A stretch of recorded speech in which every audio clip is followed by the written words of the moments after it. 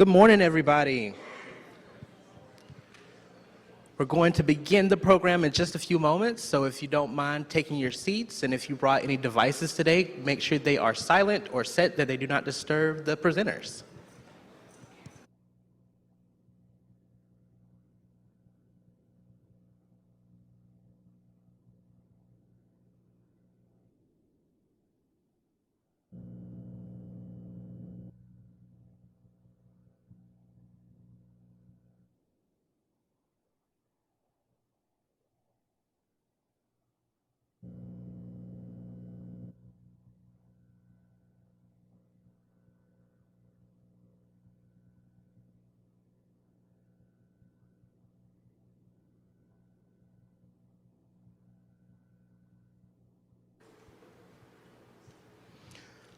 All right, good morning again. I am Rayshawn Ricks. I am the host of Augusta University's official podcast, In the Wild.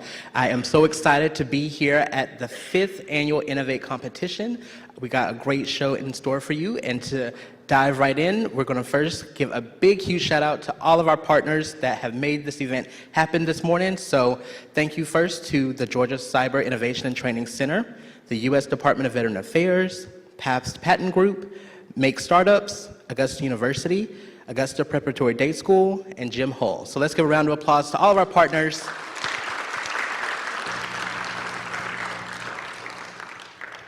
Yes, without them, we would not be here today.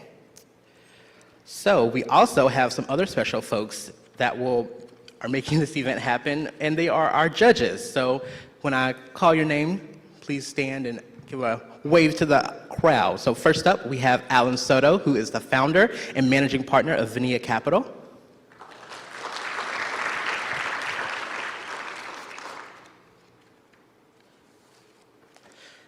Next, we have Ms. Christian Deddy, who is the innovation specialist for the VA Augusta Healthcare System.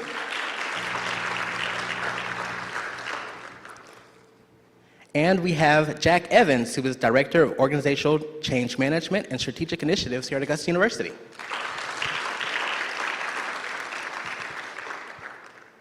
Thank you all for being here. So our run-of show for today will begin with our undergraduate level students presenting first, and then we'll have our graduate level students. First place prizes for both groups are $5,000 with a provisional patent for those free if applicable. Second place is $3,500, and the third place team will win $2,500. And that goes for both levels. And for all of those in the audience, just to give y'all some opportunities to engage, you will have the overall Audience Choice Award. So those teams will win $1,000. So got big prizes, and the winning student teams will gain a free trial of Co-Founder OS software through the Make Startups program. So really excited to see what all of our presenters have in store. The teams today will go in alphabetical order, and at the end, judges will have the ability to ask them questions for their presentation. Our undergraduate level is first, and remember to all of our presenters that today you only have 5 minutes. You will see the foot when you're about to run out of time, so please be mindful of that because we will not allow you to go over your 5-minute time. Are y'all ready to begin? All right, y'all know y'all can do better than that. I know it's early, but come on, are y'all ready?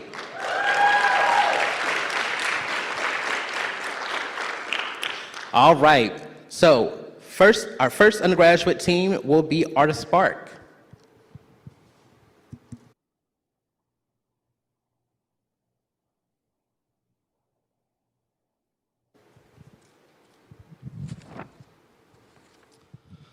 Hello, my name is Colson Heron, and my idea is Artist Spark. Storytelling is at the heart of what makes us human. It's how we share our experiences, dreams, and lessons with each other. It's how we understand the world and envision the future. But in today's digital world, creating and sharing these stories isn't easy for everyone. Many people have amazing ideas, but find the tech side of bringing them to life extremely complicated. Everyone has a story to tell, a unique perspective that only they have, something that if they shared it, it would change your life forever, and it may even change the world. That's where we come in. So the problem is there are so many creative barriers for non-tech savvy individuals. There's so many different tools that picking the right ones becomes a huge challenge, not even to mention the enormous integration problem. And there's not really a home yet for just AI-generated content on the web. So ArtistSpark is an innovative digital platform designed for creating, sharing, viewing, and monetizing AI-generated videos. Games, movies, basically whatever you would like, AI-generated content. It's a place that's more than a platform. It's a fusion of social media's connectivity, a streaming platform like Netflix, a marketplace for AI, and a creative studio all integrated into one platform. It's where you go to unleash your creative spark or to be wowed. It's the future. So our user experience, we have content creators and they will shop for generative AI. We don't provide the AI ourselves. It's actually like third-party AI, so like DALL-E is a famous one. Sora is another one. So we're just the back end and we do the hosting. So they would then write prompts, the AI creates them, they would revise them, and then we really believe that AI and humans together are what makes great products. So then you can upload, publish, and monetize them. And then as the audience, obviously you're viewing, you're experiencing, you're playing the games. For video games, you could have like Mr. Beast or someone like that make a video game, monetize it, and share it, which would be like free publicity. You could explore world simulations, which it'll eventually get to the point where you probably have world civilizations based off the human genome, where you could, I don't know, do stuff like have diseases that require the same cures in real life. So it'd be great for like educational purposes and whatnot. So the unique value proposition is there are tons of different AI companies out there, but what makes us different is we're really a platform for AI-generated content. So it's really hard to get a show onto Netflix or something, but this gives everyone a voice. So even if you share your videos or movies or games with just your friends, you have a place to do it. So next we have our target demographic. Obviously the gaming market is huge, worth billions. Same thing with the digital content market. It's valued at 167 billion globally. And then the educational sector is also a huge market that has a lot of potential. So the technology, I'm not going to bore you with this one too much. Obviously there's AI in it, but there's an AI integration layer, and then there's the dynamic content management system and an adaptation engine, which optimizes content for all devices. So the impact, this democratizes digital creativity. So really think of how many amazing movies could have been shot if they weren't shot down by TV producers. It's infinite. There's so much other things that it can do. It also inspires people and allows them to express themselves creatively. So The Pursuit of Happiness is a great movie that inspired us to never give up, and the stories and lessons are priceless. It can literally change the world. So the next step would be the studies that could be done. I'm not going to bore you with these either. But lastly, I would like to ask that you guys support ArtistSpark, help us build a better future for tomorrow. Thank you for taking the time to listen to me. Any questions? Good.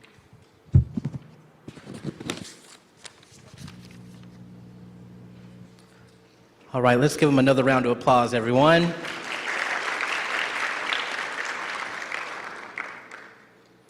Next up, we have Team Embrace.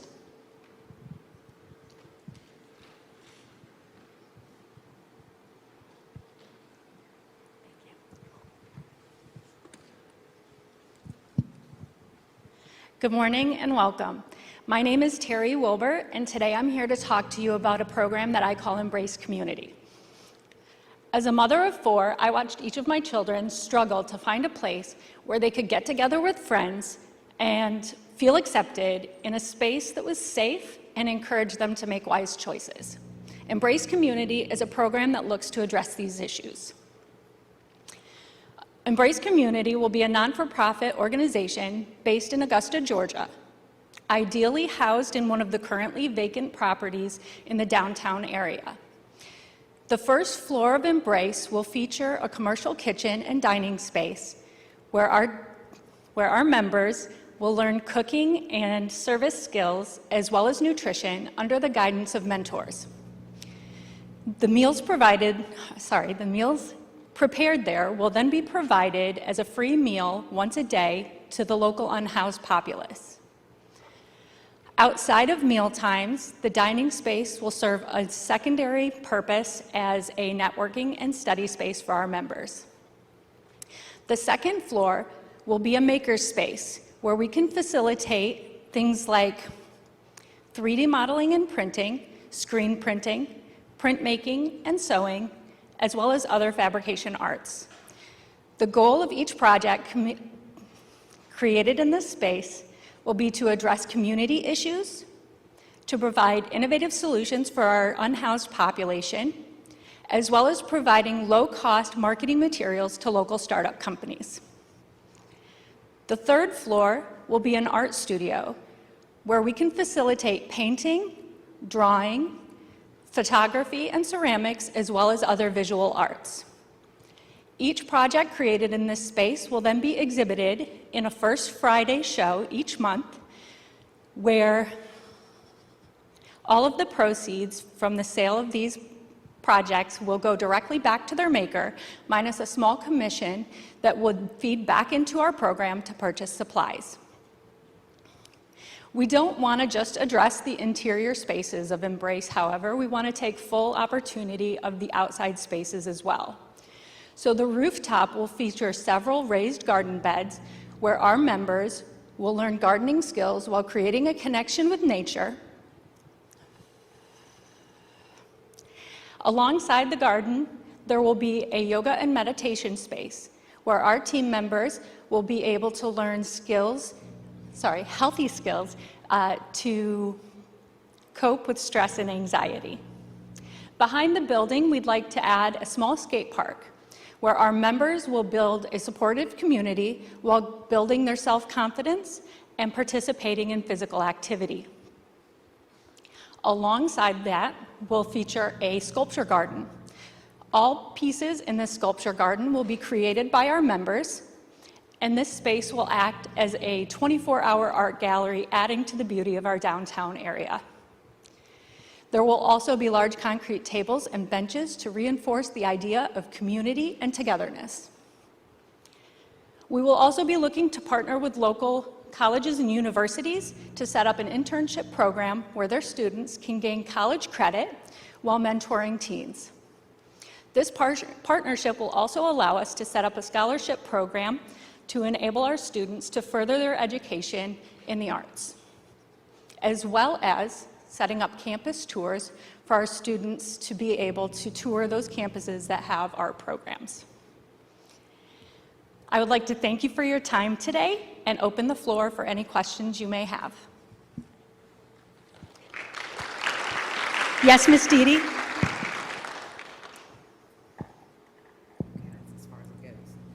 Who in Augusta have you identified has this problem? I'm sorry? Who in Augusta have you identified has this problem? Like what population? As I was saying, I'm a mother of 4, so not only have I witnessed each of my teens struggle to find these third spaces, but their friends, as well as individuals that I have had the pleasure of attending school with at Augusta University, have also echoed that having a third space where they could get together with their friends has been a difficult task to find. Were there any conversations with those outside, like actually in the community outside of an academic setting? Like I said, friends of my kids. Other than that, no.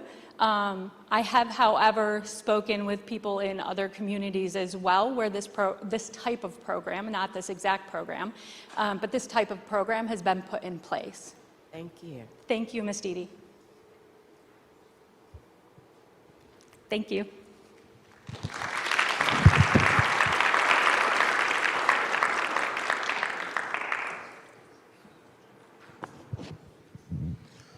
All right. Next up, we have Team ATD.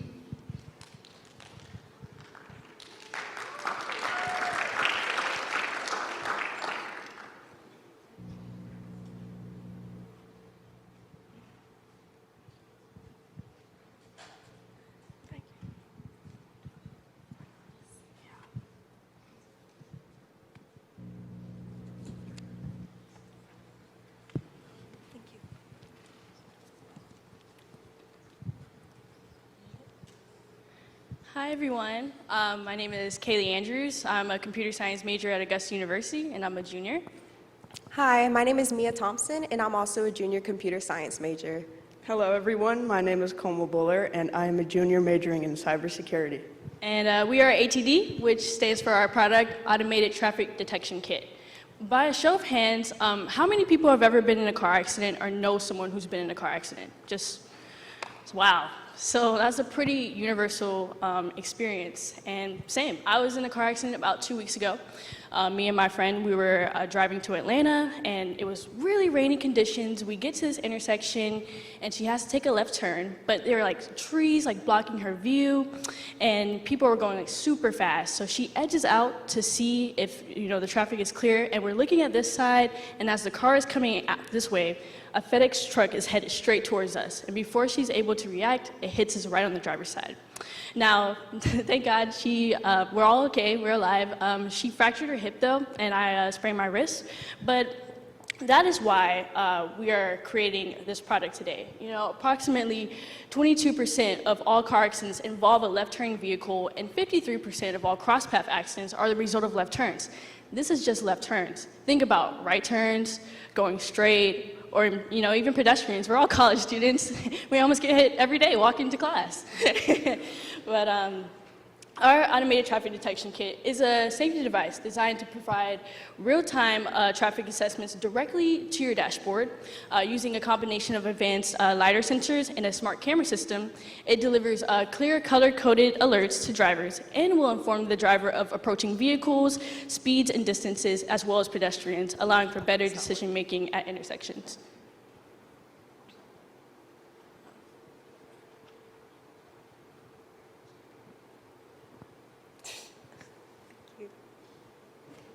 Okay. So the first thing in this kit would include the compact dashboard device, which would essentially be a Bluetooth screen that is put on the driver's dashboard to allow them to have visual indicators on whether or not it is safe to proceed with their turn or just their movement in general. Next would be the windshield mounted camera. This would be a camera mounted on the top of the driver's windshield, allowing the camera to detect in real time traffic movements and different traffic conditions, and different vehicular movements. Next would be the LiDAR sensors for precision. This would be multiple LiDAR sensors placed on the car. They use light to be able to detect the vehicle speed and distance as well. This can go up to 300 meters away. Introducing smart safety indicators, the Bluetooth screen offers color-coded alerts. For example, it shifts to green to ensure safety and red for potential hazards. Utilizing data from LiDAR sensors and cameras for predictive analysis. Designed for user convenience, drivers can easily adjust settings such as safety distances to tailoring the systems to their preferences. In light of Kaylee's accident, my own rear end collision a few weeks ago, it's become increasingly evident how crucial advanced safety features are. Unfortunately, these technologies are often accessible in high-end cars, leaving many, especially college students, vulnerable. Now, me and Kaylee will discuss strategies to create an affordable automated traffic detection solution to address this pressing need. So how do we plan on doing this? More thorough research into traffic detection technologies, LiDAR sensors, and Bluetooth communication protocols. We'll also use components like Raspberry Pi, Arduino, and OpenCV for image processing. After that, we'll be developing the software for this. We would start with the program for the software that can parse the input from the camera and the LiDAR sensors. We would want to have algorithms for object detection, speed estimation, so that we can have a correct threat assessment. After that, we would be developing the user interface. We would, as the background or the back-end systems are in development, we'll be designing the graphical layout of the Bluetooth screen that's on the dashboard for the driver.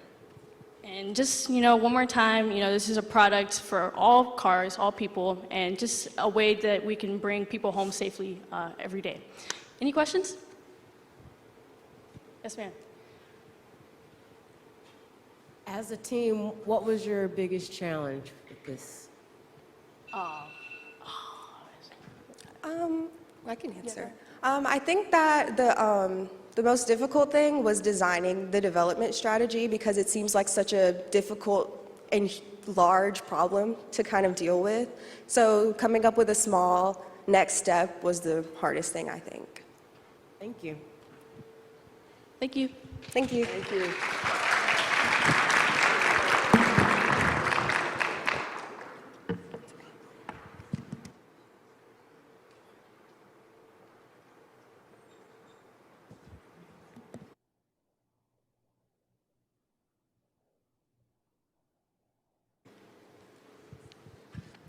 All right, next up we have Engine HH.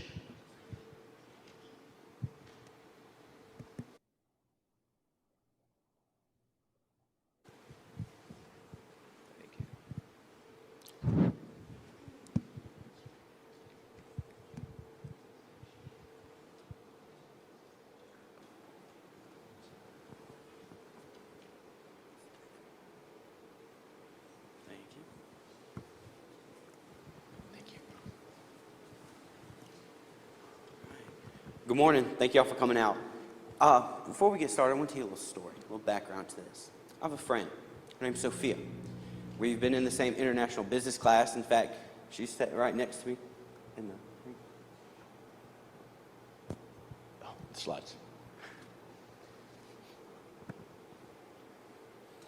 Okay, pretend this is the first time you saw us, okay? First time you've ever heard me speak. All right. Good morning. Thank you. Thank you all for coming out and listening to our pitch. To get started, I'm going to tell you a story. All right? Sophia, she sits in front of me in my international business class. We go to the same clubs on campus, and we're both about to graduate and step into that realm of professional jobs. Really scary. But hidden behind her falsely confident, oh, I have a job lined up, I found my purpose and calling in life, hidden in the recesses of her mind is a fear that grows bigger by the day. A fear that nothing lies for her beyond our graduation ceremony. And we, the founders of Engine, I'm Austin. I'm Felix. Abel.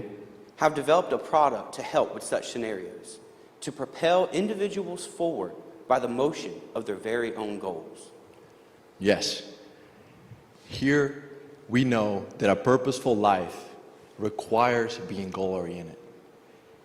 And that's why our mission at Engine is to empower individuals to reach their full potential and purpose through personalized habit-building solutions. And then a purposeful life unfolds through the synergy of intentional habits and mindfulness. It is a universal principle, yet so many miss it. But building the right habits can help you cultivate a positive mindset and fuel your self-confidence and help us to turn your energy into Motion. Now, this product isn't just for those entering the professional world from college. Anybody who's motivated to achieve anything, to reach any goal, can use this product. As you can see, we have our primary, secondary, and tertiary personas, and these users are all motivated by different things. They all face different obstacles in their life. But there's one underlying fact, and that is Engine can help them achieve their goals and take them one step closer to achieving that purposeful, fulfilling life that they desire. Yes. And how do we do it? Well, this is our functioning prototype. And basically, first, let's go back to our friend Sophia. This first step is you share your story with us. Who is Sophia? What motivates her? What inspires her? Tell us your deepest and darkest secrets. Well, hold on. Let's not get too messy, Sophia, now.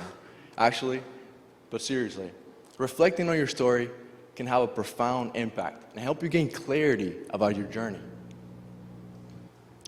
Based on her responses, we create a personalized user profile that displays her goals and a mental, physical, and spiritual score. As you can see, Sophia has a midterm goal of running a 5K, but a physical score of 50%. Taking this into account, through the use of our proprietary analysis that leverages AI, we generate habits tailored to meeting this goal, such as whether it's going for a run, doing bodyweight exercises at home, or even implementing meditation. Yes, and that's not all. Our last step is our engine board, as you see right here. And this one's built for Sophia. So we understand at Engine the importance of having a physical and tangible connection to your personal development and growth. So we created this, and research suggests that by having a physical thing you can hang in your room or your office, you can increase your commitment during the habit formation process by up to 30 to 40%. Now, you may be saying, how is this performed? Well, in just only 3 weeks of testing, we've been able to achieve results like this from real, actual users. Like Josh, who's 22, says, I'm excited to see Engine grow so I can grow with it. So we come here today and we ask you, are you ready to invest in a community and see them grow and become goal-oriented in the pursuit of a purposeful and fulfilling life? Are there any questions?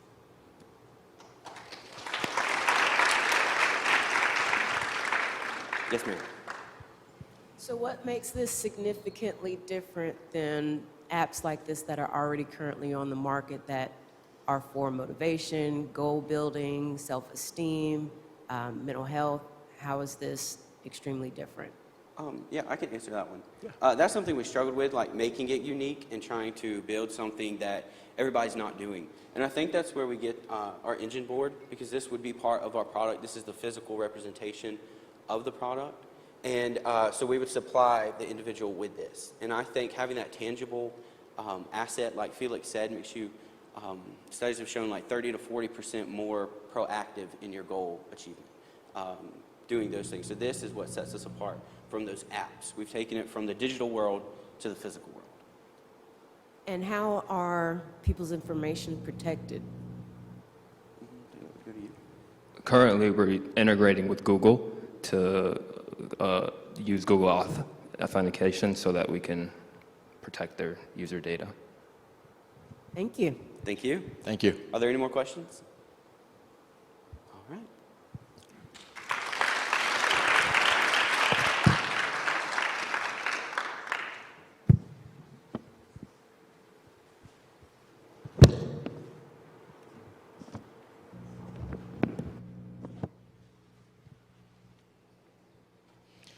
All right.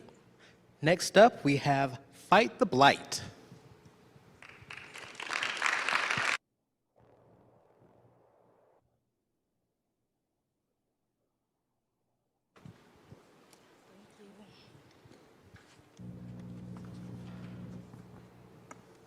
Thank you.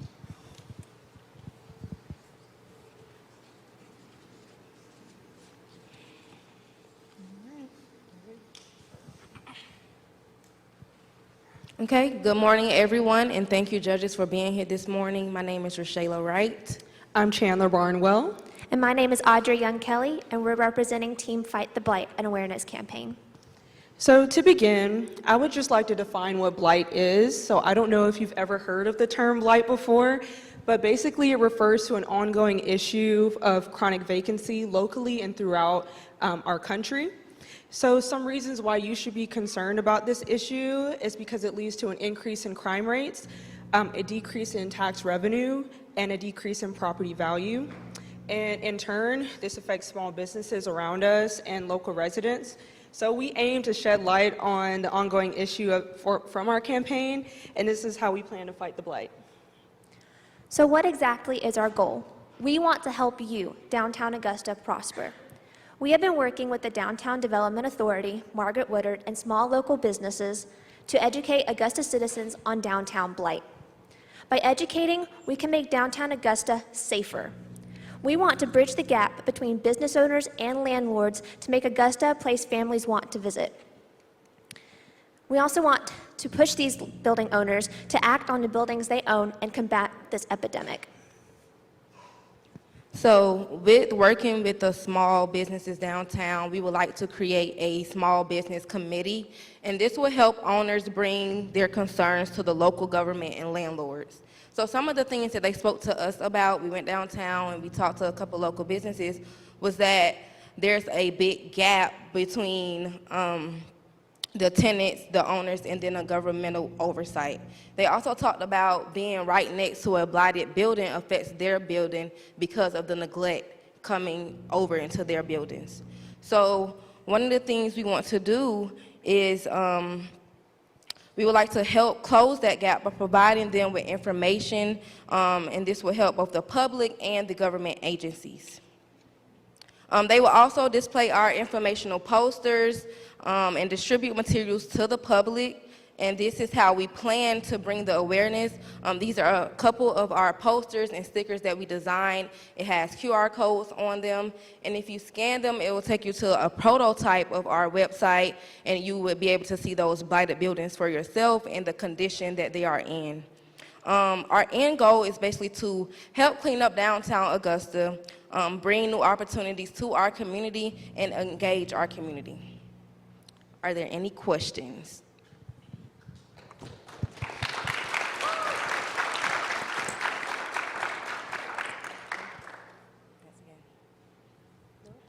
Are there any questions?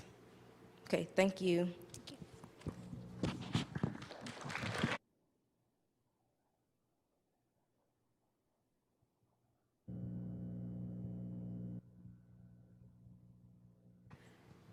All right, I've been super impressed with all the presentations so far. And next we have Greenway expansion.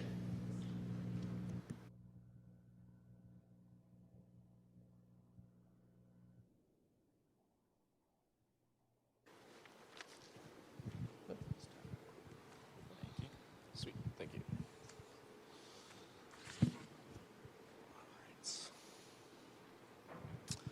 Hi, my name is Coulson Heron, and I'm a business economics major. My name is Carter Robinson. I'm an accounting major, And together we are the LIFO of the party. LIFO is an accounting principle that means last in, first out. So we are the last in, first out of parties, meaning we are always hard at work, working on your business, or in this case, helping the city of Augusta. So Carter and I were walking just right outside on the boardwalk in downtown Augusta, thinking about what we could do to help spur economic growth and economic development within our city. When we realized that most of Augusta's most valuable real estate along the river is just empty warehouses and empty parking lots. That's when we came up with the solution to expand the greenway or the boardwalk and build up Augusta's downtown area along with what it has to offer, the Savannah River. Our idea entails building parking decks on top of the parking lots and then putting restaurants, shops, and, more apartment complexes, I guess, on top of those, along the river, along the boardwalk, just like the Beltline in Atlanta. So North Augusta has done a great job with the greenway, so we thought to expand it to the boardwalk and the Augusta Commons grassy field area. This would create a safe connection to the downtown area. We would also expand it into the Augusta Canal and other connecting areas such as Topgolf. We would repurpose old railroad tracks and utilize areas underneath power lines to, Cost effective.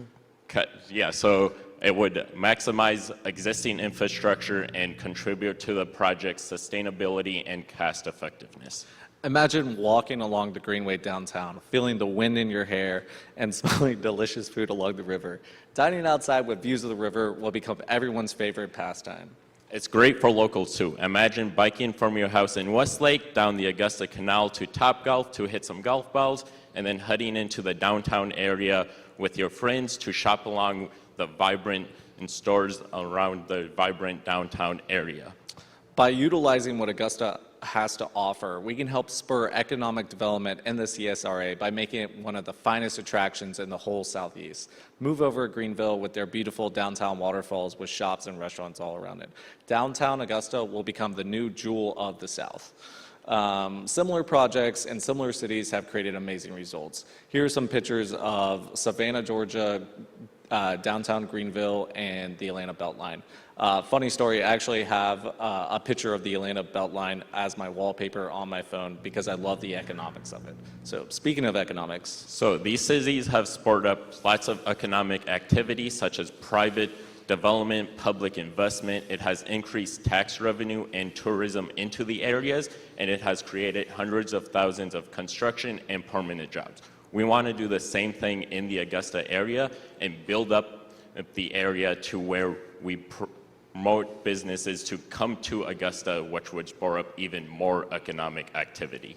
The value of property within the area will also increase, which will, some low-income homeowners might lose their property. So to deal with this, we thought of something called the Green Stay Equity Plan. So certain qualified low-income homeowners will have a property tax increase exemption for a set amount of time. So if they do want to sell their house and cash out and build themselves a better life, they can. But if they want to stay in their home, they won't be penalized because of it. So now that we've established the idea, what are the next steps, Carter? So the next steps, we would perform various studies that would be vital to the success of the project. The first would be an environmental impact assessment, then a traffic and infrastructure analysis, economic impact study, social impact assessment. And finally, a feasibility study that would look at financial projections, potential challenges, and basically have strategies for success. We also have a detailed list of actually 20 more studies that we would be willing to hand over to anyone who would love to make this happen. We ask that you guys support Augusta's future by supporting the Greenway expansion plan. Thank you guys for taking the time to listen to us. Any questions? Yes.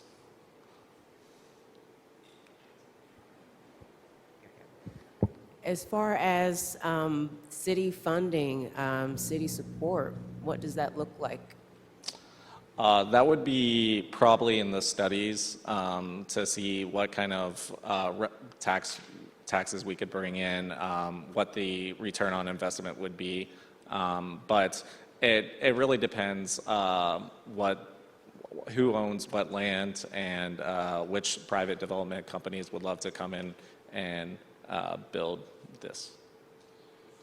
Any insights on what the city already has planned as far as their long-term plans for embellishment for downtown in some of these areas?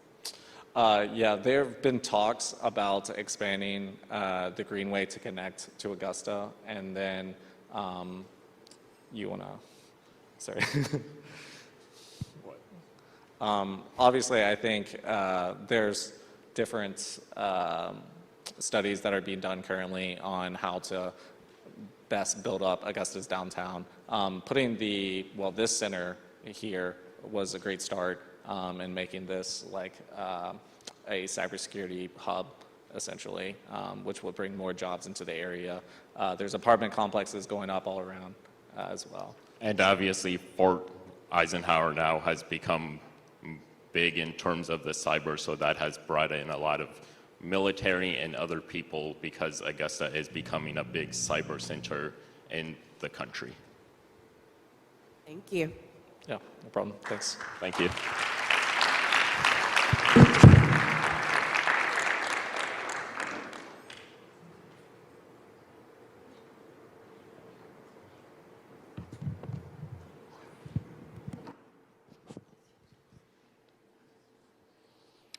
Next up is the olfactory.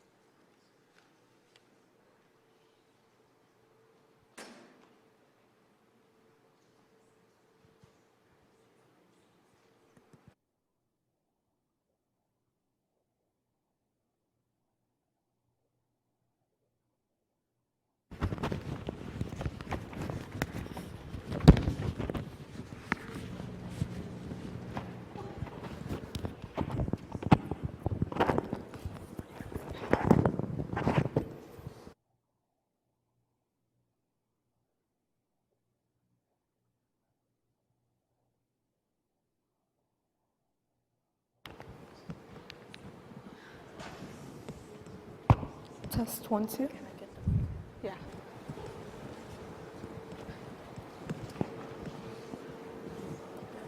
I got this.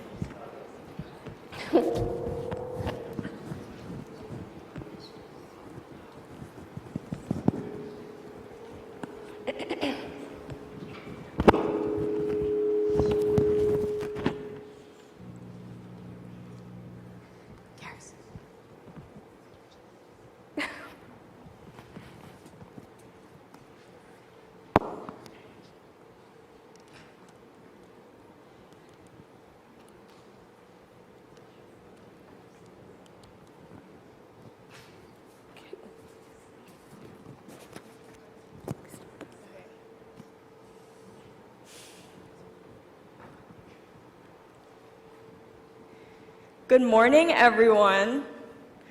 What do we think about the mask? It smells pretty bad, doesn't it? Kind of like Augusta's air sometimes. I'm Kale, a biology major. I'm Gigi, a computer science major. And that's exactly why we're here talking to you today, the smell of Augusta. The difference between the mask and Augusta is that you can take the mask off, but you simply cannot escape the smell living here. So first, are there any Augusta natives in the room? Okay, I see you guys. All right, unfortunately, I'm not from Augusta. But before moving here, I did do my research. And upon researching, I did come across this video. I'm sure you guys, some of you have seen this video, but he briefly talks about how Augusta smells bad. And I was like, well, how bad can it be? But when I moved here and smelt it, I was like, this is pretty bad. See, for background, I was raised in Ghana where there are open gutter systems, so I have smelled some interesting smells. But that experience of smelling the Augusta air is a similar experience you just now had smelling that mask. Additionally, there were blog posts going as far back as 2009 talking about the smell. This one in particular has over 3 million reads, and there are groups that talk about the smell as well, such as Disgusta on Facebook that has over 67,000 members currently. So it shows it is a problem.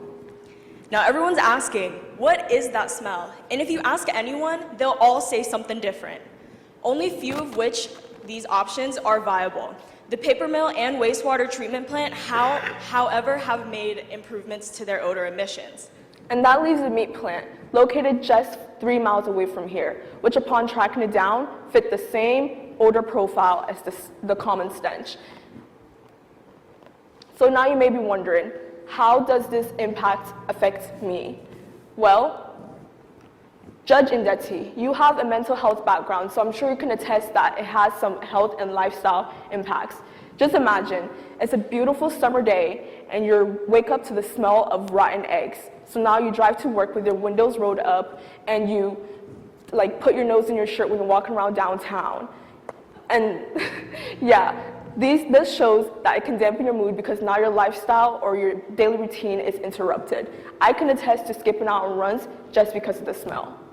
Additionally, the CDC shows that bad odors can cause nausea, headaches, shortness of breath, and many other symptoms as well. Judge Soto, I'm sure you can see, coming from an economic background and being a business owner, how this can affect our economy. I mean, why else would they shut down these processing plants during the Masters? Downtown is the heart of many economic developments. A stinky day can deter people from, or can impact sales, our reputation, tourism, and downtown engagement. Additionally, there are many universities. Judge Evans, being an alumni, I'm sure you can see how this reputation can impact our prospective students of MCG, DCG, Cyber Center, and AU. So this leads us to our big question. How do we solve it? Well, we theorize a vent insert system kind of like this. This is just to emulate it. But it's composed of a UVC light to odorize the air, this is notional, but a odor meter that toggles the system, and carbon filters. It's easily you could pull it apart, so it's stackable. Take my word for it, you could pull it apart. But yeah, you can replicate it. It's modular, so it can fit into any vent system anywhere. And because you can stack it, replace anything in it, it's like Legos.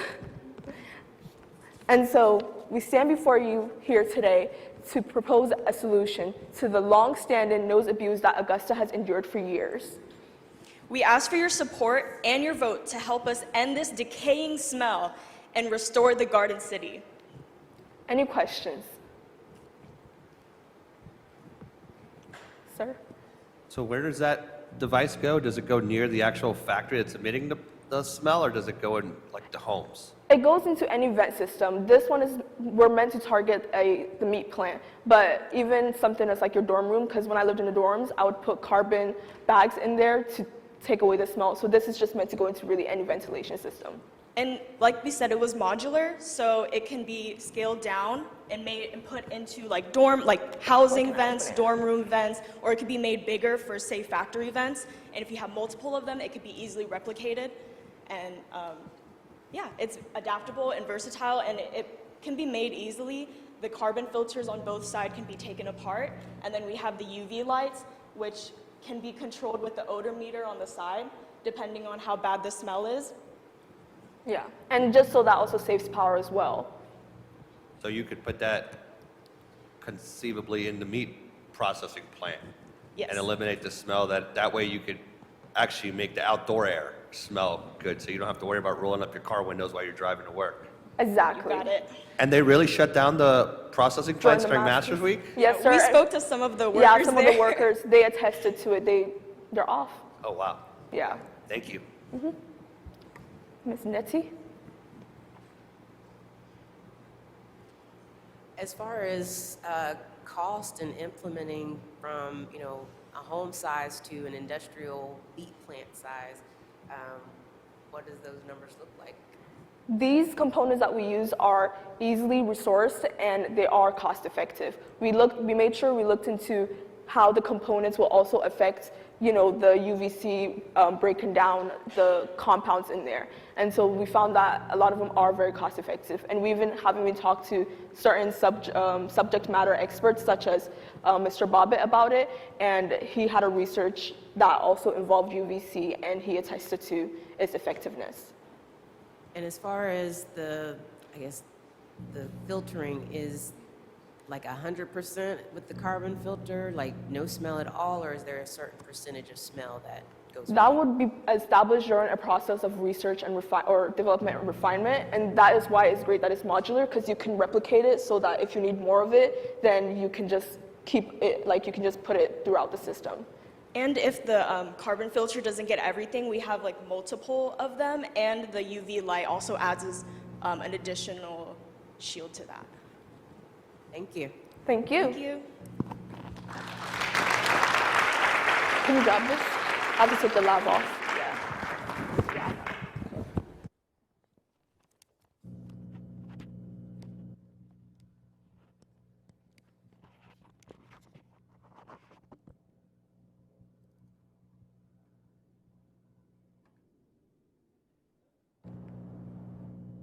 Team Savvy.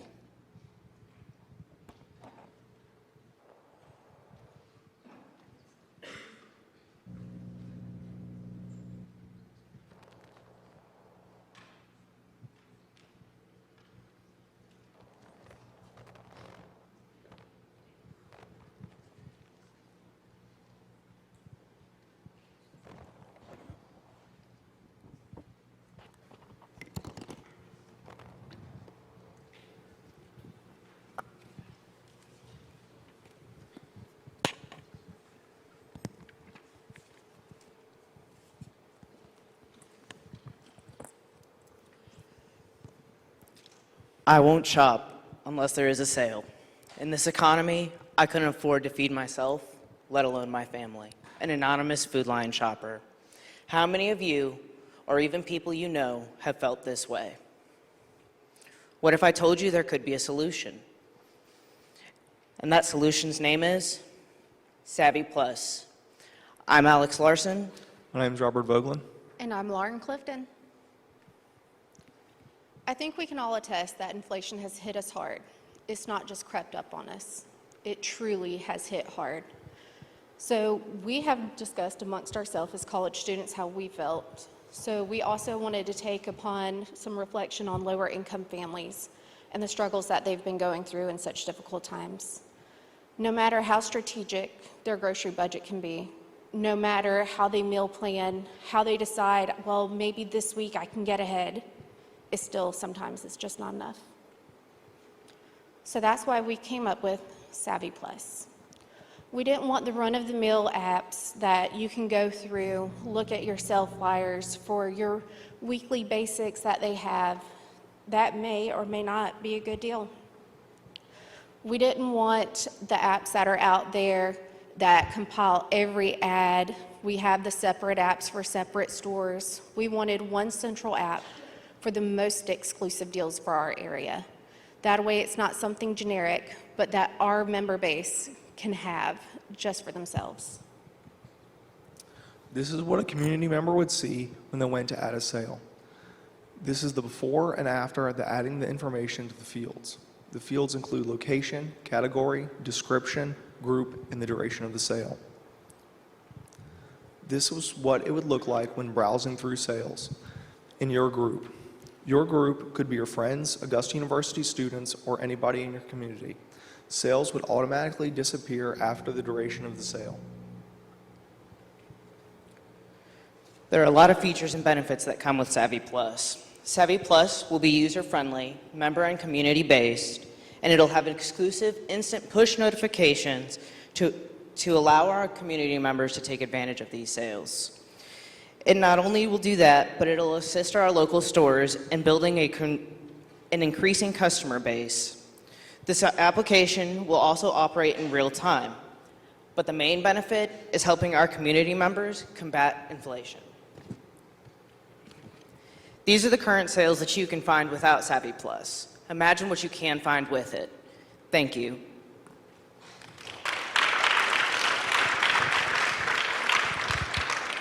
Any questions?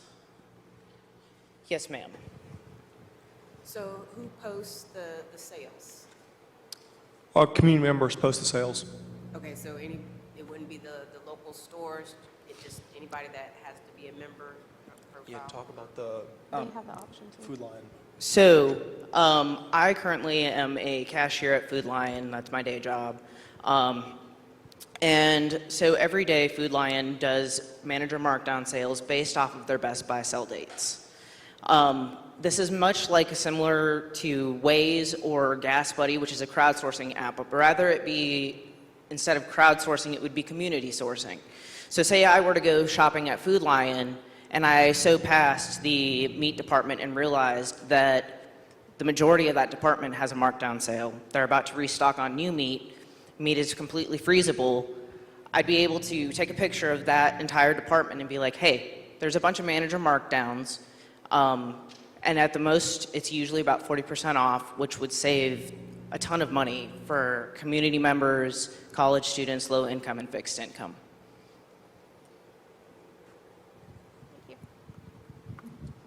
Thank you. Thank you.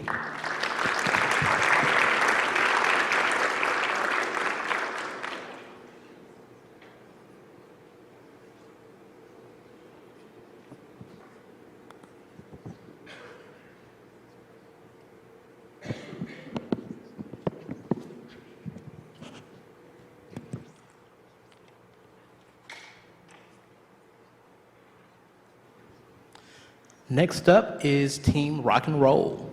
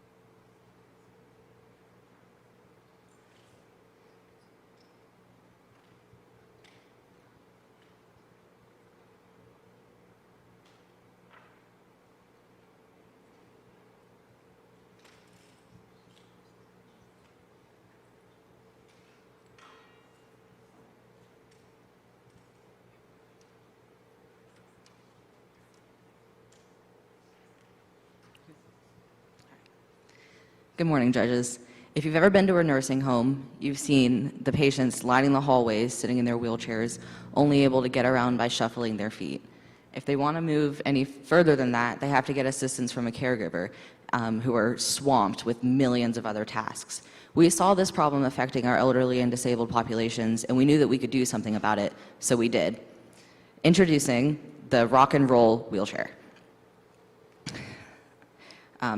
My name is Casey Sider. I'm a wheelchair user, and these are some of the challenges that I deal with in my everyday life. So my push rims, which are the part that my hand actually touches, are right next to the wheels, which are directly touching the ground. So my hands are always covered in dirt, and they get blisters. In addition, people that use wheelchairs are generally disabled, so they have medical conditions and may suffer with poor arm and grip strength. Using a wheelchair just on its own can cause rotator cuff injuries. And in addition to all of that, we deal with rough terrain, steep inclines, and long distances, and those are things that just can't be avoided if you're going to be using a wheelchair. So we made this product. Yes. My name is Felix Gonzalez, and I'm part of the Rock and Roll team, and I'm here to tell you about our prototype, as you can see right here. We designed it to address all of these challenges my partner Casey just mentioned, and retrofitted it to a standard hospital chair.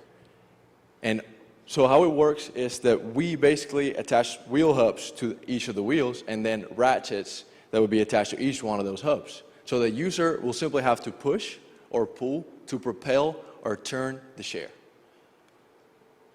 So you can forget about those dirty hands and blisters since the user is never touching the wheel with Rock and Roll.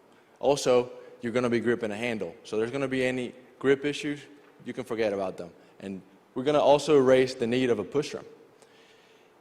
Also, the user will be pushing using their triceps, or what my grandpa used to say, the work muscle, not their shoulders or biceps. So you can forget about rotator cuff injuries. And also this helps for the driving force for Rock and Roll to be twice as much as that of a regular chair, which will also going to help our users to handle rough terrains. Also, the ratchets are going to help people handle steep inclines, as they're not going to roll backwards whenever you are going up those hard hills on your long trips to class or to work. But mainly, Rock and Roll is going to help make wheelchair users more comfortable and have more power as they're traveling long distances and going about their days. So you may be wondering what's next. And I want to tell you that our prototype provided us with some valuable information. And we want to have a few next features to go forward. One of those would be the adjustable handle for different users and different forces, a simple braking feature, a rotating handle that includes a forward, reverse, and neutral option, also a new wheel design to forget about the push rims and erase the need for them, to directly attach the ratchets and wheel hubs to the wheel. And we want to let you know that Rock and Roll is revolutionary, and it can help all wheelchair users to increase their mobility, but most importantly, their freedom. Team Rock and Roll, making a difference.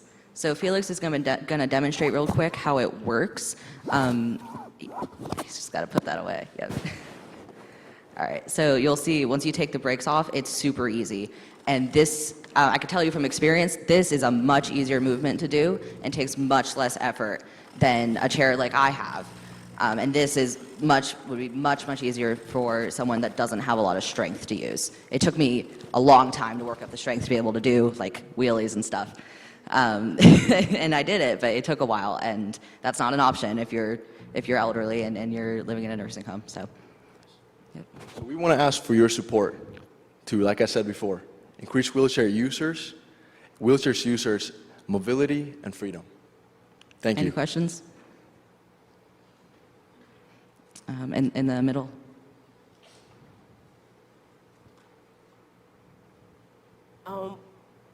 When y'all went to a nursing home, what observations did you see with geriatric ones in wheelchairs? So we personally didn't visit a wheelchair. We didn't visit a nursing home. We just, I think there's kind of just like a general understanding of what that experience is like. So we didn't go in and talk to people in a nursing home, but we all, we've all seen. And to add to what Casey said, our mentor is he's going to have basically a knee surgery in April. So this is something he might be thinking about using. And he also told us a story about how when he went to a nursing home, he saw the patients just standing by the wall, not being able to move without a caregiver, and they're really busy. So this is also a way to free up their time and give them that mobility that they need, and they may not have because they don't have that strength in their shoulders, or it's not as easy for them to push the wheels on a regular wheelchair. And nursing homes is just one example. In my own experience, the first time that I ever used a wheelchair like that was at a theme park. It was at Disney World, and it was really, really difficult, and I had to have someone push me. And if we had something like the rock and roll wheelchair available, places like that, I think that's another application that would be really good. Thank you. And you had a question as well? So do you envision this as a retrofit kit that could be used for popular wheelchair models, or would you want to sell it as a complete wheelchair already assembled? Yeah, great question. Thank you. So we would envision them as both. So I see capacity for us to do both things.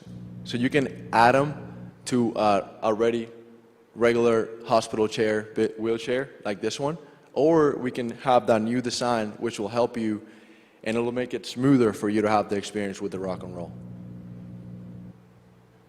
Any other questions? Okay, thank you.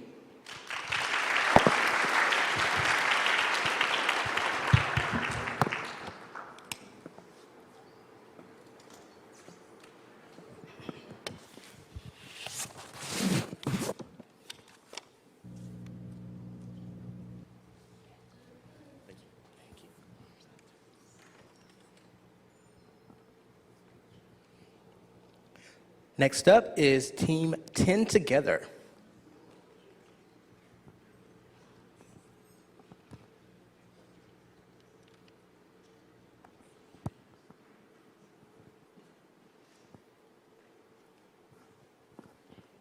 Thank you.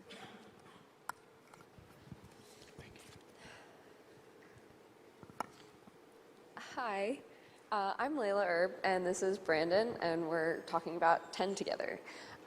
So about 10 to 20% of the population of the US lives in a food swamp or a food desert, which means that about up to a fifth of the population of the country has little to no access to consistent nutrient-dense foods.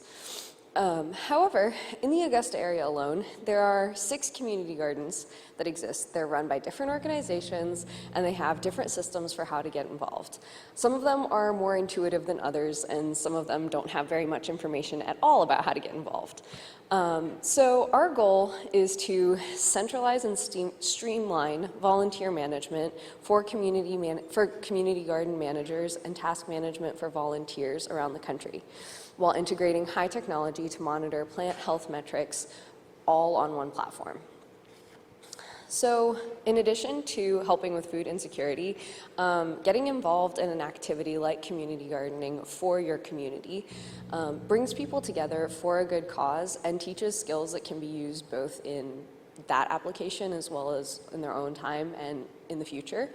But all of this requires significant manpower and organization to keep track of and delegate tasks, as well as to keep people of all different experience and interest levels on schedule consistently for an extended period of time.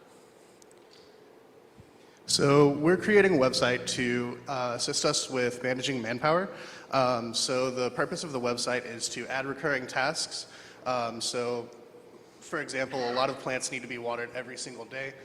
We would be able to add a task that somebody can sign up for every single day to water the plant, or sign up to water a specific plant every Monday, and then we'll have other people doing it on Tuesdays, Wednesdays, etc. We also want to integrate profiles of typical plants that you'll see in gardens so that the organizers will be able to set things up efficiently and not leave things out. We want to enable the volunteer management. So we want to make sure all of our tasks are having volunteers picking them up. If they're not, we want to be able to notify volunteers or notify the organizers that they need to have this task done And last but not least, we want to make sure that there's a pleasant and intuitive interface. I'm not sure if anybody has experience trying to manage volunteers, but a lot of the current applications are bare bones, to say the least. So here are some mock-ups of our pages. On the left, we have what it would look like if you're looking at several different sheets. We have ongoing sheets and archive sheets. The idea with the active sheets is that you'll be able to edit them to make any changes quickly, all in one place. And for archive sheets, we want you to be able to access things that you've done in the past. For example, if you have an annual event, you should be able to pull up that old sheet and import all of the tasks so that you don't have to rebuild everything. On the right, we have an example of the volunteer sheet itself. We have a drop-down menu with a couple of the different typical plants that you'll see in a garden, being tomatoes and cucumbers. We have tomatoes selected, and there are 2 different tasks that you'll see. So you have to water your tomatoes every single day.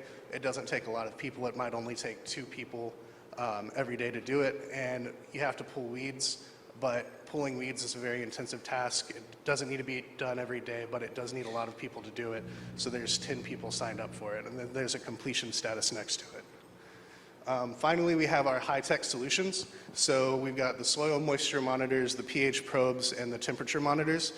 All of these should be able to show the parameters within the app to enable people that might not know a whole lot about plants and their requirements to see if they need to be watered, see if they need to be fertilized, or see if they need to be covered on particularly hot days or particularly cold days with shades or blankets.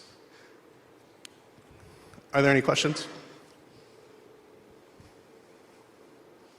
Yes, ma'am.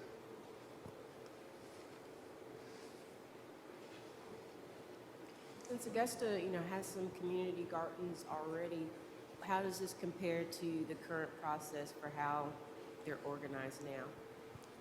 So what I found online when I was looking around and researching this project, I just basically found a website that had the names of all of them and just the name of a person, like the person to contact to get involved. But I didn't find like websites or any kind of like easy way of accessing all of them, let alone accessing all of them at once.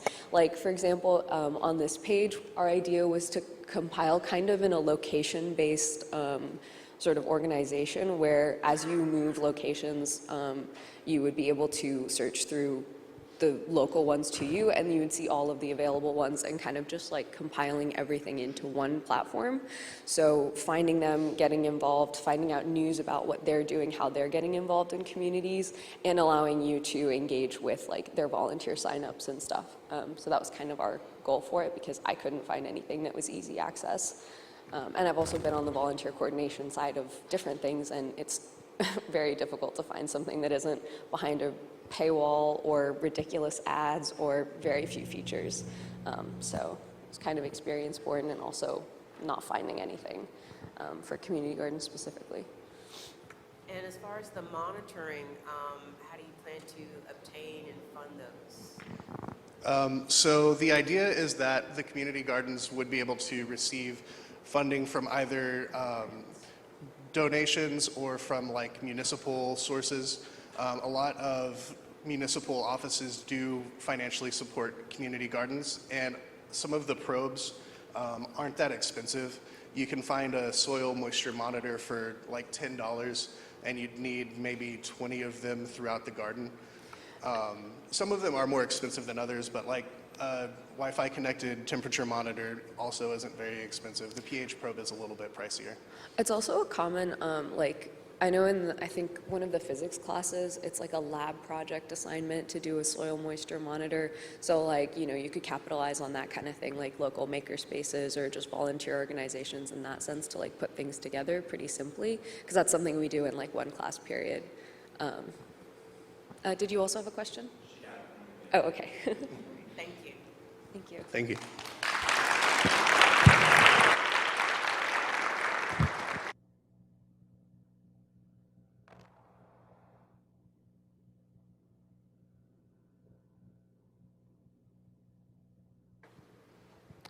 Before we move on to our final undergraduate presentation, I wanted to ask you all to give another round of applause to one of our sponsors who's here with us.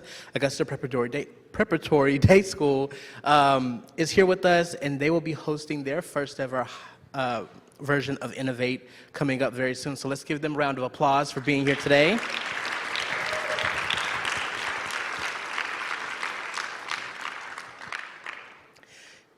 And for our final undergraduate presentation, we have Team Urbits.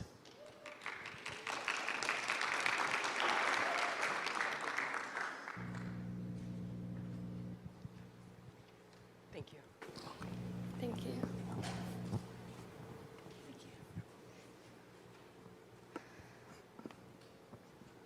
Hi, I'm Emily Ron. I'm Sophia Bine. And I'm Brenna Schaus, and this is Urbit. We've been working with the Downtown Development Authority and Margaret Woodard in order to come up with a solution for chronic vacancy and urban blight in downtown Augusta. We wanted to create a solution that would consistently bring life back to downtown.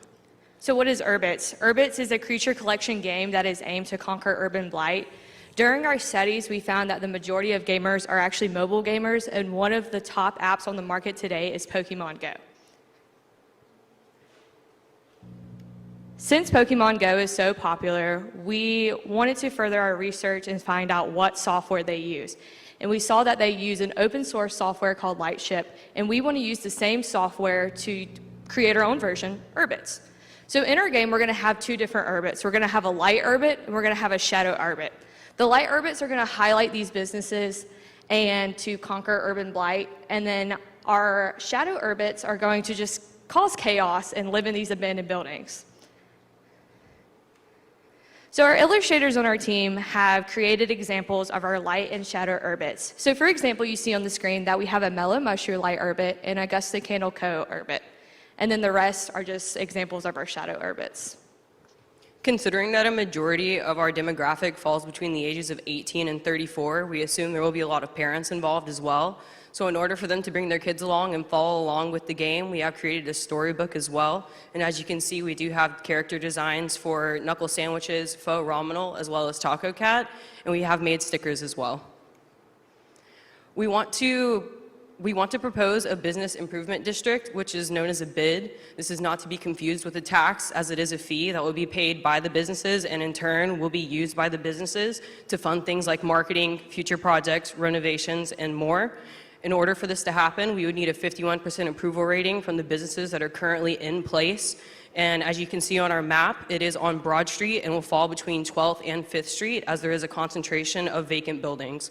In turn, we hope that we will force property owners that are not currently engaged in the community to come out and either help or maybe unfortunately give up their property.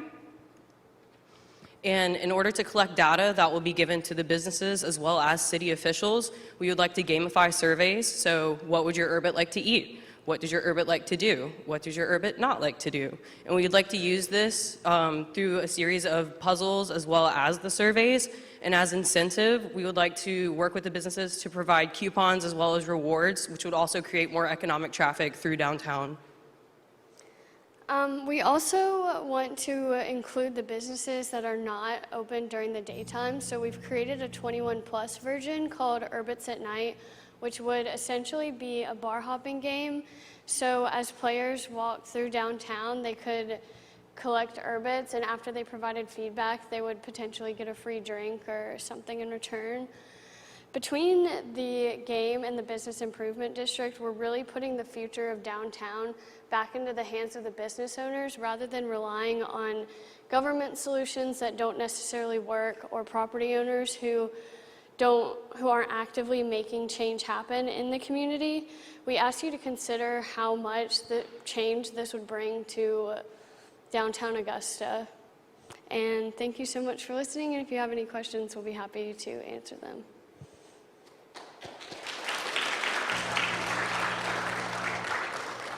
Yes, ma'am. So how does this actually engage the user to, make, action plan to engage in the community? Like how do they go from an app to actual downtown? How does it get them supporting outside of an electronic device? Well, I think people are already going, like people go downtown to play Pokemon Go already. This is just a version of that game that would be kind of directed towards Augusta rather than just like an overall app that people can play all over the country. It really hones in on just the derelict buildings downtown and makes people look at them and want to create a safer environment around the area. So when you play Pokemon Go, I don't know if anybody in the room has, but you go downtown and there are different stops. And so the more crazy and chaotic and hard to get Pokemons would be the ones that are in the abandoned buildings. So it would get people to actually go to these buildings, see how sad they are, and like do our surveys and see what they would potentially want to put into these buildings. Some of the funding would also go towards those abandoned buildings as well for renovations and to make them like houseable for new businesses to be able to come in, because we have the 15 buildings that are, if you look at their ratings, there's maybe like 2 that would be ready for move-in off the rip. Thank you.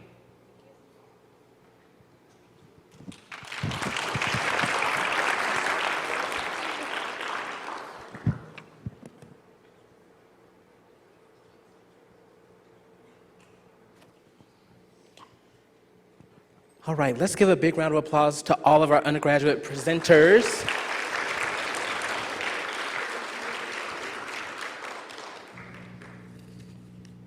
Hey, y'all really brought your best, and I'm not judging the competition, but I think you all did an amazing job.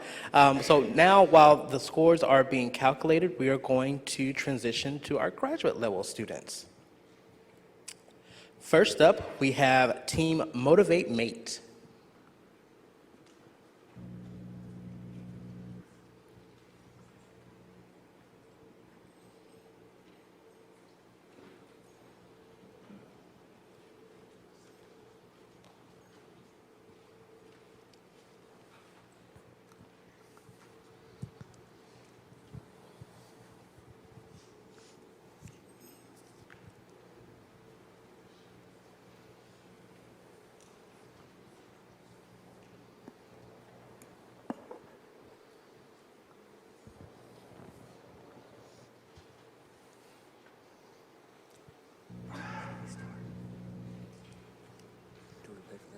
Scoring first. I guess we'll wait on the heads up. Also, let's stand right in front of us.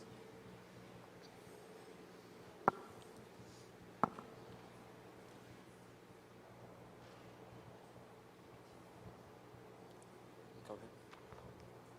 Hello, everybody. We're Team Motivate Mate. My name is Sarab. I'm Brian. I'm Swetha. So Jenny grew up in rural Georgia. She picked up smoking when she was pretty young, and she didn't think anything of it for a few decades. That is until, unfortunately, her friend passed away from COVID. So she decided it's time to quit. She gave it a few honest efforts, but none of them worked, and she became convinced that it was her. So she just kept doing it. Now, imagine an alternate scenario where she grew up in, say, Columbia County. During a primary care visit, she might mention that I'd like to quit smoking. She might get handed some resources even. They might bring in a psychologist who's trained in behavior change and can lay out a specific plan to actually get her there. It's no surprise between these two scenarios which one has the better health outcome. The real question is what ultimately drove that outcome. So looking at these two maps, you can see on the left there are 90 counties in Georgia that do not have practicing psychiatrists. On the right side, you can see health behaviors, things like smoking, alcohol use, or dietary behaviors ranked by county. And if you overlay these maps, you can see their similarities. So there's no secret that there are major disparities in our state when it comes to rural areas and more urban areas in terms of the health behaviors and access to resources such as psychiatrists, but also other healthcare resources as well.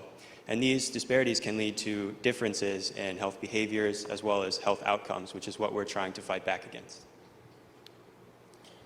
So healthcare is going through a bit of a change, much like this person on Twitter. It's a similar one.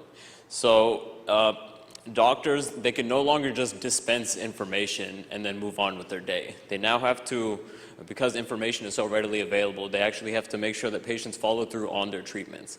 And we know that change ultimately comes from within. And if doctors are now being trained actually to help a patient, encourage them to maintain an internal dialogue about not only their treatments, but also their beliefs. Because oftentimes people know what to do about their health. The much harder part is actually sustaining motivation and a constructive conversation that helps them realize those goals. So bridging the gap between what we know we should be doing and actually implementing those changes in our lives can certainly be difficult. I mean, I know we've all tried to start or stop a new habit, but one thing that can be helpful with that is maintaining that internal dialogue over time. So one practice that can be useful is things like journaling. This can allow you to practice mindfulness, to get those thoughts and feelings out on the page and externalize them. And it can also allow you to align your values with your goals and track those over time. But there can also be difficulties getting started with journalism or with journaling, such as just not really knowing where to start. So what if there was an easier way or some framework we could use to guide you through this process? So enter Motivate Mate. So you start the app by filling out a brief survey about your beliefs and values and then setting your goal. You then, with the convenience of your own phone and privacy, you have a back and forth with Motivate Mate towards your goals. So you could think of it like an interactive journal, one where the AI has been trained on thousands of conversations of psychological frameworks. The modern ones, the ones that we train the model on are acceptance and commitment therapy and motivational interviewing. So let's see this app in action.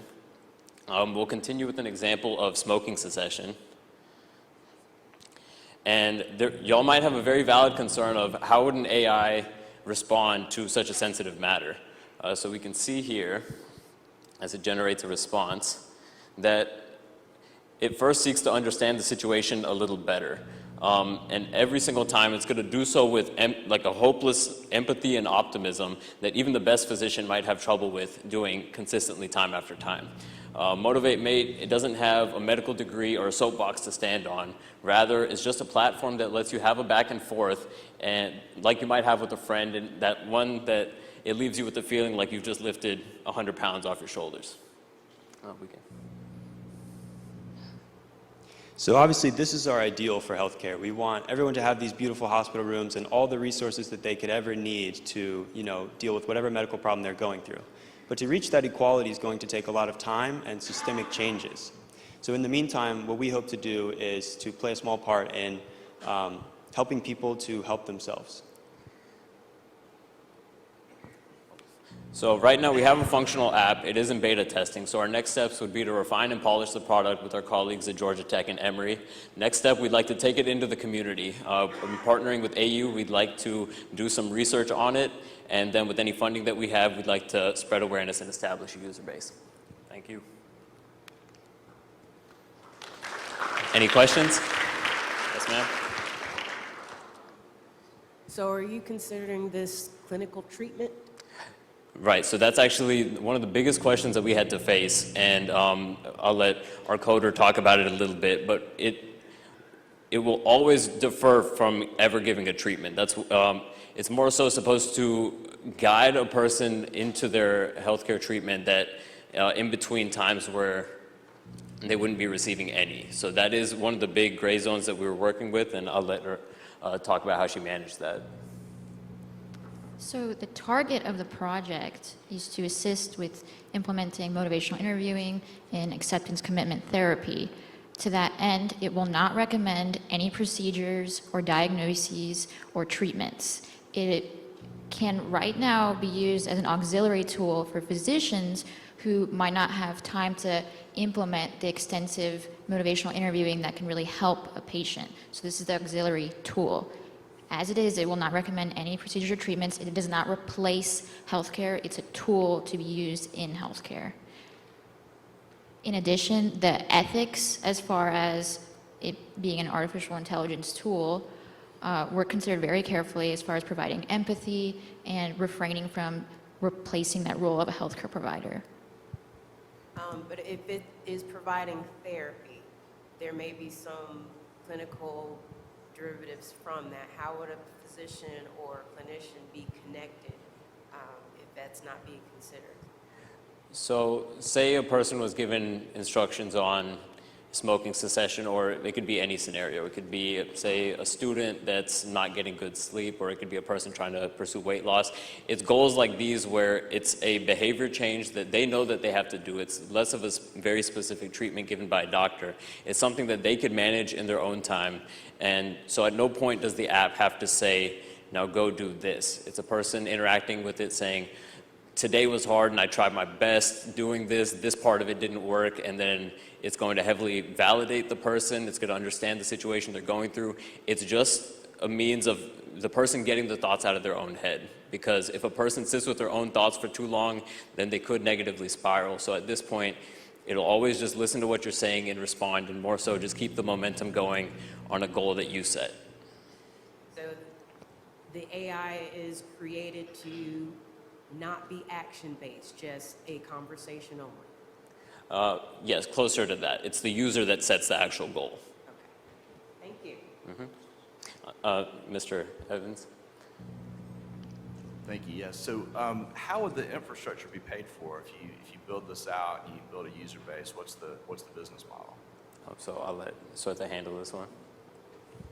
So currently as it is, we've been self-funding it. It does cost a bit of money. For example, the security of it, the data, because there's a response coming, that means that message that's getting sent is going somewhere. So for security, for data safety, for things like that, we do spend money to ensure the ethical and safety of the data. We hope to do some more testing, especially in those underserved areas, and apply for HRSA grants to help fund this. Moreover, because we hope to see it be used as a tool, we have built it in a way, so for example, this is written in Xcode 15 using Swift. It has all the certifications to be put on the App Store tomorrow if I wanted to, but we're going to keep improving it. So it has all the security, all the rigor needed to be a fully commercializable tool. Yes, sir. Are you guys putting in place any like human element or safeguards? Because there seems to be a lot of very personal, intimate, and psychological conversations that are happening between the patient and, for lack of a better word, a machine that can, result in some, it could go awry pretty quickly about a human actually being there, since you're depending on a machine to provide that empathy that it's really just being programmed to do. It's not something that's innate the way it is in a person-to-person interaction. Right, so that was actually one of the first questions that we considered in developing this. So we're all in medical school, and that's how this issue of the healthcare access in Georgia was brought to our attention. One of my teachers, he's a psychologist, and the first question we took was, what's the sticky area that we'd have to deal with? And he says that if you're giving any treatment or the person is really unwell, they shouldn't be interacting with an app. They should be going to healthcare. And so that was the first thing that we addressed, which is if one of those situations comes up, it responds appropriately to say that I'm not qualified in this area to give any treatment, go seek help. So it has those areas set out. And also, funny enough, there is some research on this was done on ChatGPT, but it was found to be more empathetic in many scenarios than even a person, a trained physician. And this was in instances of maybe somebody burns their finger and ChatGPT might go, I'm so sorry you burned your finger. And even a physician who's trained and great at what they do, they might not even be able to muster that much empathy. Whereas it is trained, but it was found to actually have some better responses with people engaging with it. It does have very strict moderation. That's the term for it. Just like social media has moderators, although sometimes they don't work as well, this one has very strict moderation guidelines. Anything that bridges on some dangerous behavior or thoughts of dangerous behaviors, as Sarab mentioned, is met with a response suggesting to seek a healthcare provider. Any other questions? All right, thank you. Thank you.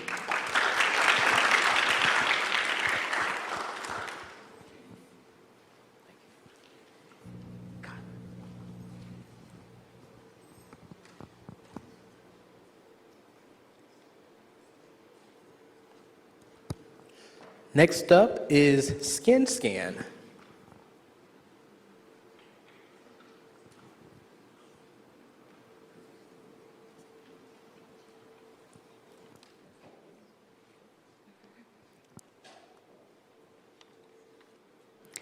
Hello, my name is Ladan. I'm a second-year PhD student in the School of Computer and Cyber Sciences. Here, I'm going to introduce you to Skin Scan, smart clinical precision photography device. Meet Jane. She's a 30-year-old woman with a family history of melanoma. She's concerned about some moles that she has had since her childhood. She thinks one of them might have gotten a little darker or bigger. Her doctor asks if the moles have grown over time or changed in color or shape. Although she has been checking them regularly and even has taken picture of them, she is still not sure about the exact changes. Skin cancer is the most common cancer in the United States. 1 of 5 Americans will be diagnosed with skin cancer. The annual burden of skin cancer is $8.1 billion. So early diagnosis of this disease plays a significant role in reducing the burden. Melanoma is relatively more common in Georgia, especially Columbia County. Recently, AU has installed sunscreen dispensers as a prevention action. Skin Scan is a medical device that assists doctors in identifying and monitoring suspicious skin lesions. It features a high-resolution camera mounted on a device with standardized lighting. The AI system captures images of lesions with the exact same settings as the previous photo of the lesion, including the same angle, zoom, and illumination. Skin Scan is an optical zoom camera with a ring flash that can take high-resolution photos covering 180 degrees of the body surface with consistent illumination. The AI controls the movement of the camera and its setting and can be trained to examine the entire body. This allows doctors to precisely monitor changes in the lesion's size, shape, and color over time, which is crucial for the early detection of skin cancer. And also, the photos are securely encrypted and stored to ensure patient privacy. The total market for skin cancer diagnosis in 2022 was approximately $3,600 million with an annual growth rate of about 7%. It encompasses 5 major areas, with dermatoscopy being our field of focus. Our business plan involves partnering with primary ambulatory care centers, hospitals, and telehealth kiosks, which are our main targets.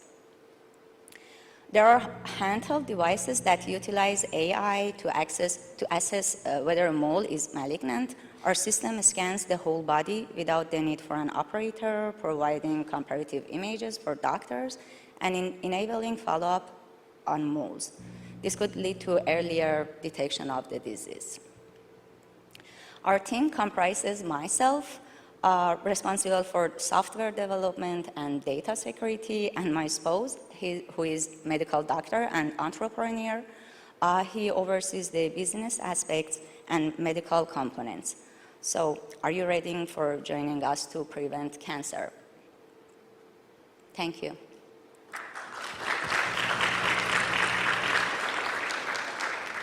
Any question? Mm-hmm. Somebody that may have mobility issues or use a wheelchair and may not be able to stand, how would they benefit from being able to use that device? Yeah, it's a good question. We need to consider disabilities for this. We are not thinking about it yet, but you are right. We need to somehow universal it. Yet we don't have, since it's from head, up. I mean, for now, it's just for regular person without any disabilities. Thank you. Any other question? Thank you.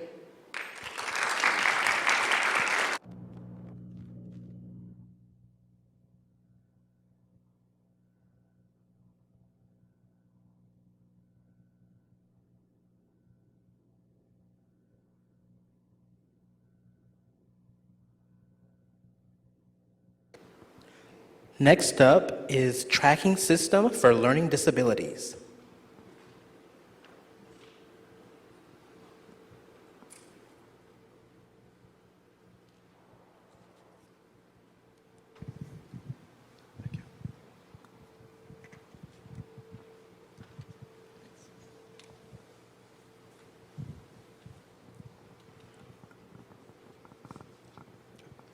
Hello, everyone. My name is Brad Boswell, and I'm here with Mr. Andrew Sanders. And today we'll be talking about a passion project that we've been working on for the past 5 years, an innovative technology, the non-intrusive classroom attention tracking system for learning disabilities. So the motivation for this work lies in addressing the challenges that educators and instructors face when it comes to identifying and supporting students that are affected by the broad range of learning disabilities and learning challenges that we see today.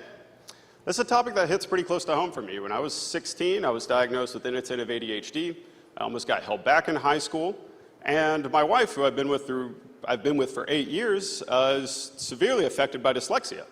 Anytime she was in class, she would have to go home, reorganize notes. It takes a very long time to read and comprehend the material. And we aren't the only ones affected by this. Dyslexia affects roughly 15 to 20% of people nationwide. ADHD, roughly 10% of people. And autism spectrum disorder, roughly 1 in 36 children have this. And all of these require very flexible learning approaches for the instructor to be able to adapt to keep these students up to pace with their peers in the classroom. So we've been working on a tool called the Non-Intrusive Classroom Attention Tracking System, or NICATS for short. And it's a deep learning-based technology that can enhance learning for students with diverse educational needs. And it does this by providing real-time feedback on student attentiveness and comprehension levels without requiring invasive head-mounted equipment. Rather, it uses web cameras and monitor-mounted eye trackers. And the types of feedback it can give are shown on the right here. So the top is like comprehension-based feedback, and the bottom is attention-based feedback, like how it goes throughout the course of a lecture.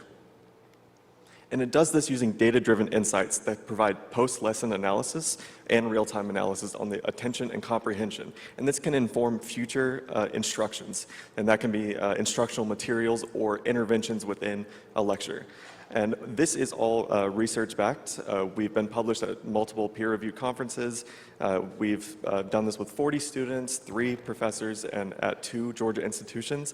And the main reason why we're here is we want to take this a step further by helping to support those with learning disabilities. And we want to be able to improve this project so it can help give feedback so that directed material can be made for those with learning disabilities. So the beneficiaries of NICATS are straightforward. So instructors and academic institutions can use this to tailor materials specific to students with learning disabilities and all students. And this can be done in both real time and post hoc afterwards. And for students, this tool can support those with learning disabilities, preventing them from falling behind, and so that it isn't too late to actually intervene. And those with ADHD, dyslexia, ASD can all have specific materials tailored to them to help them. And for parents and guardians, you would probably want to know if your child is falling behind like in the middle of a semester rather than at the end when it's too late to catch back up. So having alerts for parents so they know that like their child is falling behind, they should probably get professionally assessed is important. And this can also proactively, this can help parents like proactively involve themselves in helping their students with their children with their disabilities. So for the risk, it's pretty straightforward. So there's ethical considerations to be made since student data is being collected. In the past, we've solved this or addressed this by making sure the students are well informed on what is being collected and that it's under consent and then it's stored in a remote secure database. For the cost, each workstation setup is about $370, which includes the webcam and eye tracker, but we're hoping to scale this up. And to measure success, it can be very difficult to kind of quantify this, but we'd be monitoring improvements in student performance over time. So by deploying this technology in the classroom, instructors will be able to use it, design their live interventions and their live restructuring of content in order to keep these students engaged and comprehending the material before it's too late for them. But most of all, we want to help even just one student not get discouraged from falling behind from their peers.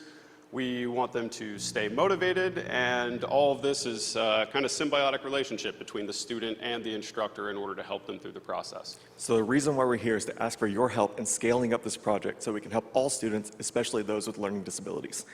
Thank you so much.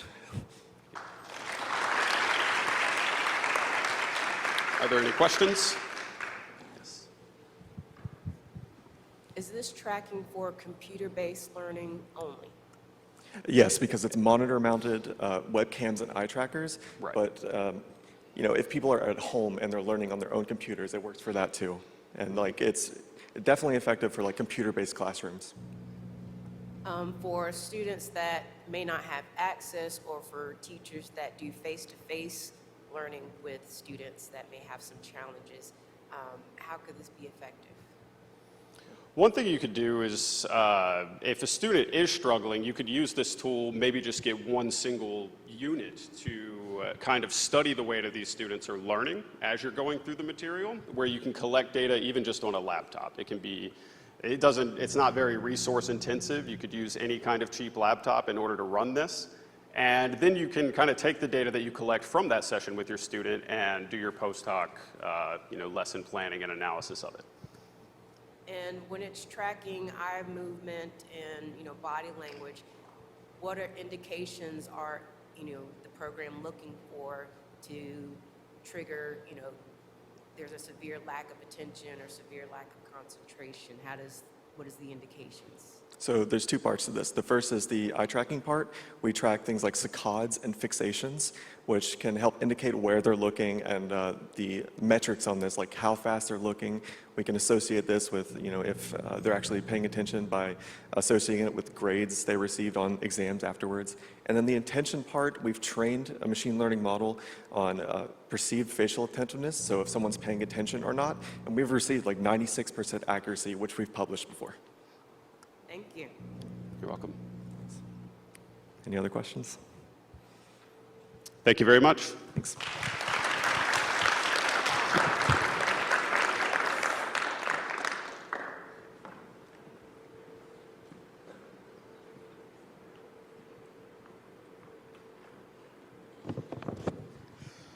Next up, we have Team Trigemini.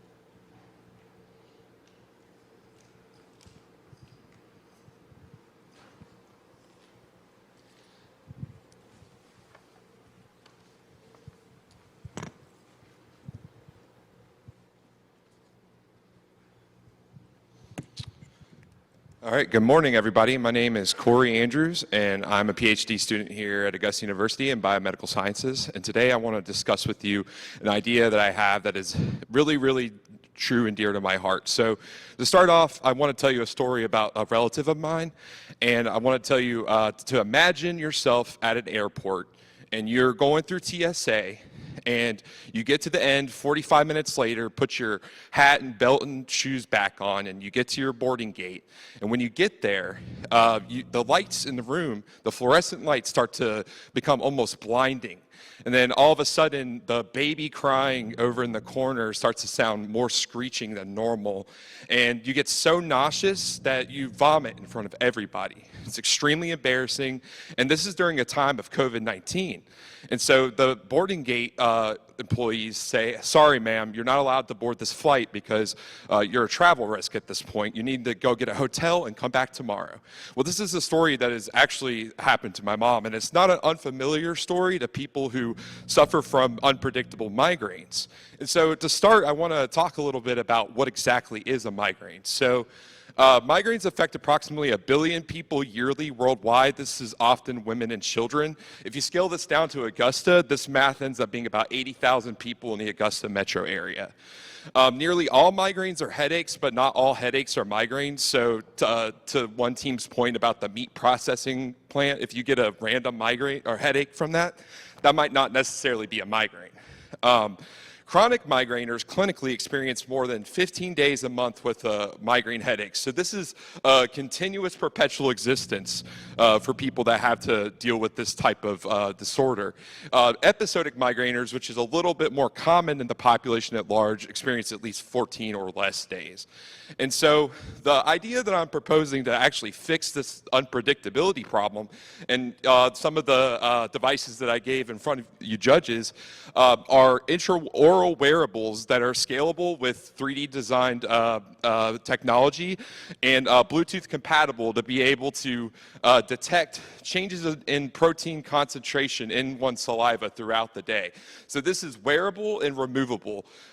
Some of the devices include bleaching trays like Invisalign, or some of the occlusal bite guards or the dental deprogrammers. So these are already things that exist. That are made of materials that are biocompatible and limit toxicity to the patient. All the ones in front of you actually are all made here at Augusta University by global experts in dental technology, such as Dr. Rafael Pacheco. Microfluidic channels are also going to be incorporated into this. There's little tiny holes if you look at the device. Those will be for concentrating the saliva in a way that makes the analyte more detectable. And then lastly, there needs to be a component that learns each individual patient's baseline and elevation, because not everybody's the same. My genetics are not the same as yours or the person's next to you. And so there needs to be something that can learn those changes for each individual patient in a personalized medicine approach. And so this is not a technology that's unfamiliar to the market at large. There's already these skin patches that can read people's glucose levels and tell them when to take their insulin, such as the Abbott Freestyle Libre 2. And so there's been studies out of Washington University in St. Louis and in Barcelona, Spain, that show that certain inflammatory cytokines increase relative to one's baseline right before a migraine attack and before you start to experience symptoms. And so the continuous monitoring of migraine attacks with these intraoral wearables throughout the day will help people become a little better at managing that pain by saying, hey, my Apple Watch is telling me that I need to take my medicine. That's a great idea. Maybe it'll alleviate the pain. And so today, I want to ask for your support in an investment in being able to get some of the antibodies and conducting and semiconducting metals that it takes to develop these sensors, because I'm already collaborating as time stands today with people at the Dental College of Georgia who developed the intraoral wearable aspect. But the sensor is the part that lies ahead. And I believe that this is something that really could help people not only manage their own personal lives, but it'll help the families and loved ones, the people that suffer from chronic migraines and episodic migraines. And so with that, I conclude my presentation. And if you have any questions for me, feel free to ask now. Thank you.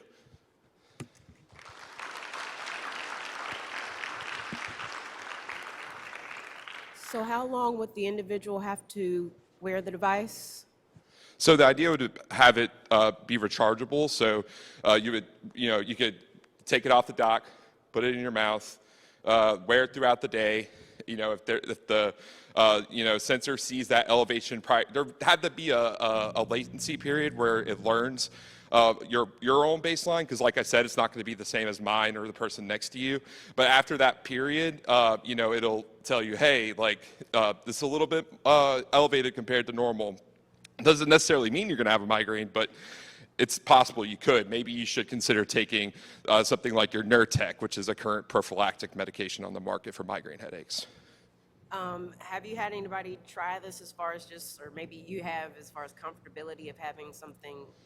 Well, once we get the sensor and the intraoral aspects integrated together, I'm going to look into getting an investigational device exemption from the FDA so we can actually get and also get, of course, informed consent from patients to be able to conduct the clinical trials necessary for bringing this kind of thing to market. So, Thank you.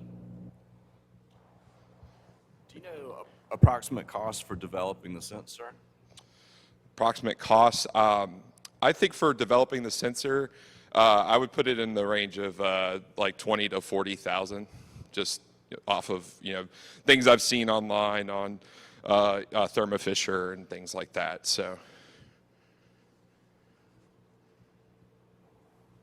Are the migraine medications themselves approved to be taken before you've actually experienced the symptoms of a migraine, and just you have the device telling you a migraine may be coming?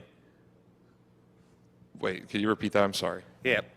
So you're saying this device will inform the patient of the symptoms of an upcoming migraine. So, in the changes in the protein in the saliva may indicate that a migraine's coming. And then that patient may take the medication to try to preempt those symptoms, the pain that results from a migraine. Is that medication, you mentioned Gertec, is that what it was? Is that approved to be taken before a migraine actually hits? So the inflammatory molecule I was mentioning to be recognized by this device is actually targeted by Nurtec. And so the idea would be to be able to, already take this evidence. I mean, this is already approved by the FDA, yes. Like right now, the CGRP prophylactic market for migraines is on fire. And so I don't think anybody has decided to take this idea beyond just small molecule or biologic targeting and take it to the level of like, okay, we can actually do continuous monitoring and give people some information that can help them improve their quality of life. So, any more questions? All right. Well, thank y'all. Appreciate it.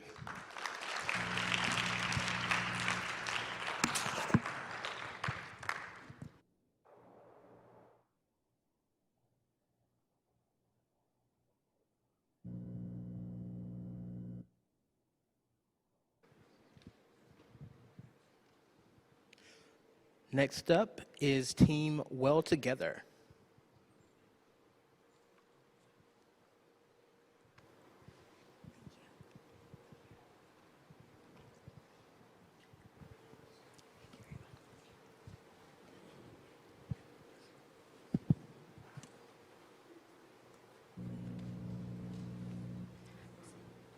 So, good morning, everyone. We are the Well Together team.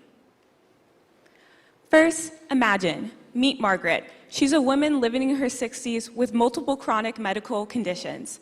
She lives in our area, and she has trouble managing all her medications, doctor's appointments, and like most of us, she doesn't understand medical billing and health insurance. She's overwhelmed by all of this. She is not in a common case, and that's why we created Well Together. So our STAR approach is a multi-pronged approach that will address the needs of patients with complex healthcare issues, and our first step is survey. So for surveying, we first have to identify the patient, our patient population, which will include identifying patients at intake when they arrive at clinic, by provider recommendation when you meet with your primary care physician, or through advertisements and flyers throughout medical spaces. Next, once we flag a patient, we'll then use a risk assessment tool to further quantify whether they are fit for our program. And so this tool basically looks at various social determinants and health issues a patient is facing and kind of grades them on a scale to determine what rank they're kind of at to need care coordination. Finally, we'll implement a values card, which allows a patient to take their health in their own control by identifying key questions and concerns they may have for their provider. And basically, this has seen extreme benefit in various other healthcare facilities because it minimizes assumptions doctors may make about patients' knowledge base. So it allows patients to actually write down what they think is going on, because many patients, like Margaret, are intimidated in medical spaces and forget what their concerns may be. Next, we did heavy analysis on the key stakeholders, changes, and benefits to these people. Uniquely, we utilized care coordinators to act as constant advocates and accountability partners throughout entire patient cases. By improving transportation through our app by incentivizing partnerships with rideshare companies such as Uber or Lyft and providing vouchers to our patients for these services, we could potentially reduce negative health outcomes and even improve health status in older patients similar to Margaret. Increasing cost transparency for our patients through our app was something we also wanted to work on and would prove beneficial since costs are shown to increase with the number of chronic conditions a patient has. Another thing we're implementing is integration with MediSafe. It will help give alerts, reminders, adherence trackings, and create shareable reports for our patients to share them with their team to know how well they're doing on taking their medications. And to improve adherence and access, we're partnering with Amazon Pill Pack and local pharmacies that have blister packs because these are proven to help patients stick to their medications. And finally, we want a messaging portal where patients can select friends and family to communicate with their healthcare team, to have more informed support networks, and to allow them to participate in the shared decision-making. And finally, our last leg of the STAR approach is reassessment. So from a patient's end, we would ask our patients to complete these after-visit surveys that look at both outcome measures and experience measures. But from the provider side, providers already get tracked on quality measures through the Center of Medicare and Medicaid Services. So we would look at changes in these areas. And we would want to analyze our data through NIH's PROMISE, which is a free-to-use software that's already been tested in thousands of different studies. For resources, we want to expand the existing population health team so we can get more care coordinators. And so we would want to seek out recent graduates, especially from the UGA College of Social Work. So that way we can get new applicants and potentially advertise loan forgiveness through the National Health Services Corps.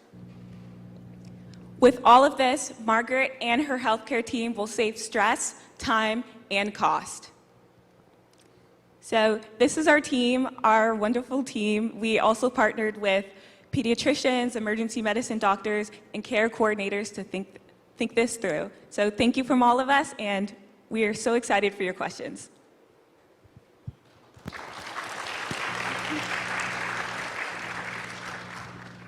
So for patients like Margaret who live in a rural area, most of those folks have a social determinant of limited access or no access to digital devices or internet. So how would this program reach or advertise somebody that does not have internet or digital access? Well, we first wanted to establish these in public spaces, hopefully libraries and things like that, but also we want these to be integrated in the patient visit as well, to have all of these transportation issues, medical questions, and things like that situated at the few visits that they can have. And a part of our solution is having a care coordinator who kind of manages the patient. So if the care coordinator is aware that the patient may have issues with technology, they can use their own methods to make sure the patient has access to any technology needs they have. So that one-on-one connection is really key in our plan. Mm-hmm. Is the care coordinator able to connect that person with the device or with some kind of internet service since this is solely internet or app-based? We hope so. They'll definitely be able to locate resources to the patients with these needs and hopefully connect them with the resources they need as far as internet and technology, and hopefully we get funding to even provide tablets and things like that for patients to take home and stay connected. Thank you. Of course.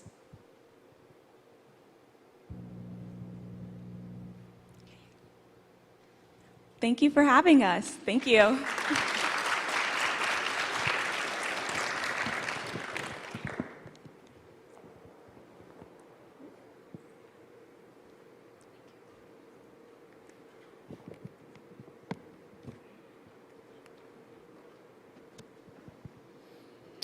Okay, our final graduate level presentation will be Team Wound Stimulation.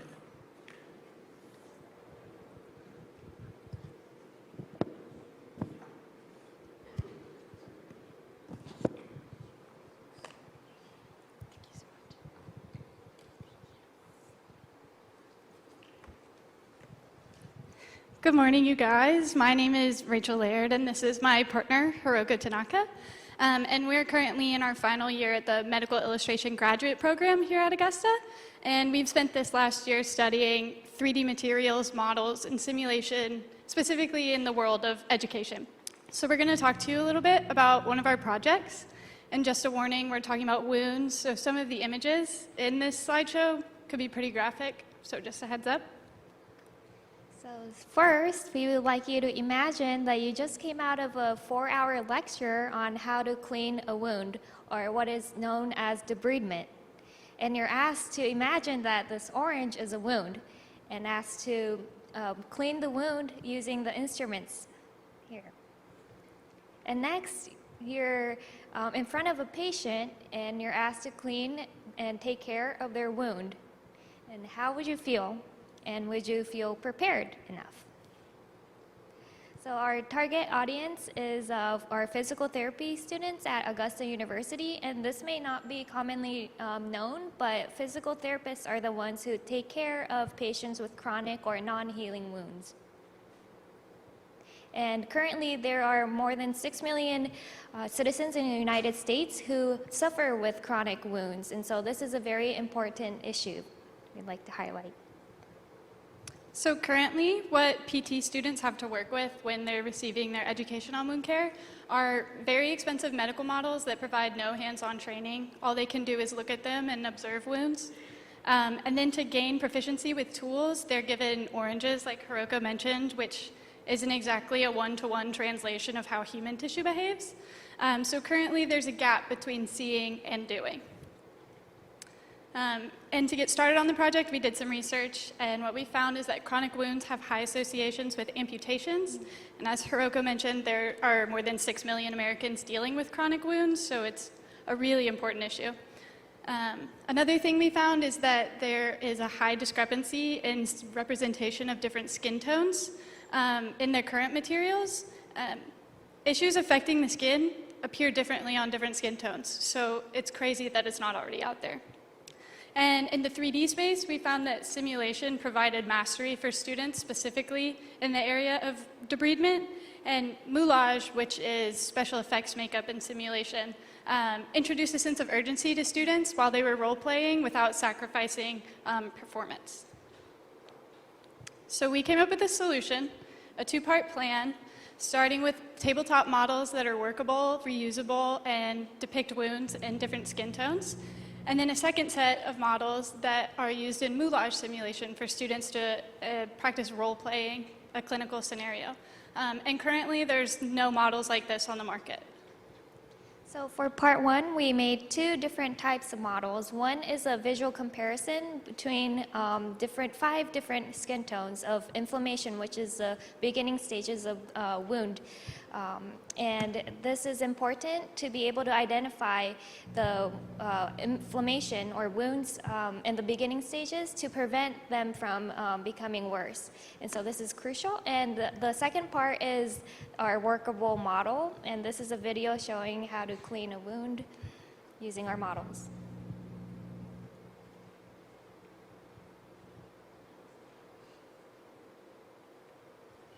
And the second part, which I referenced earlier, were the moulage simulators. So these are wearable models that are completely reusable, self-sticking. There's no need for adhesives, and if it feels like it's not sticky anymore, all you have to do is wash it with soap and water. And as Hiroko mentioned, here's a clip of the model at work. Another part of our project was creating the material that gets cleaned out of the wounds. So we came up with a cost-effective, easy to recreate for anybody who purchases the models to clean them out. So when we started this project, we just had a little vision of making PT students' lives easier.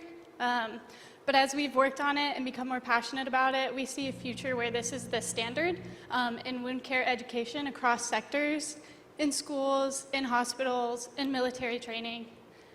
So we're asking you guys to help us make that a reality. And any questions? So how would you scale this, and what would be the startup cost for this? Is this something that these are produced one at a time, or could they be mass produced? Currently, we are just using one mold system, but it is completely scalable. All of our molds, which I think are up there, are 3D printed. Our cheapest mold to print costs about $30 in materials, and our most expensive one costs $40. But each mold can produce thousands of silicone models, which the cost of materials for that is less than 50 cents to produce each one. So it's fully scalable if you have the funding to print multiple molds.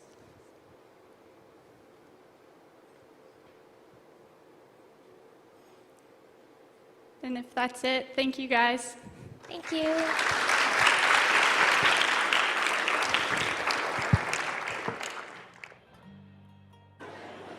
All right. Welcome back, everybody. This marks the end of Innovate, but we can't let you leave without announcing our winners. Before I announce the winners, I just want to do a little announcement letting you know that once I call the winners' names, you'll come down to accept your award as a group, and then you'll stay off over here for a group photo with all the winners at the end. That makes sense? All right. So first, we're going to announce the Audience Choice Award for our undergraduate team.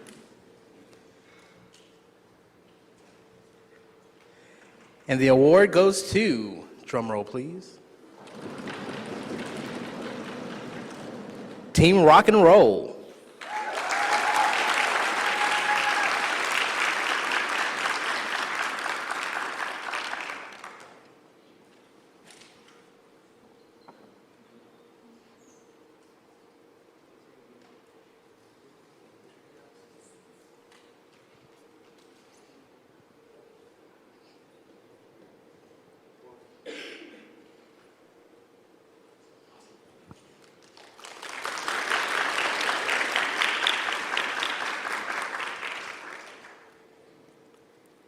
Next up is our third place winners.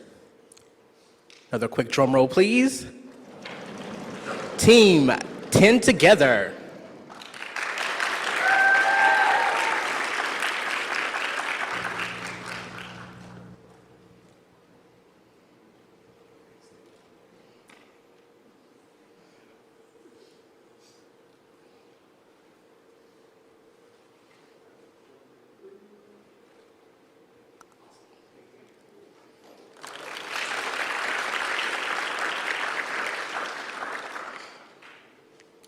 Second place goes to Olfactory.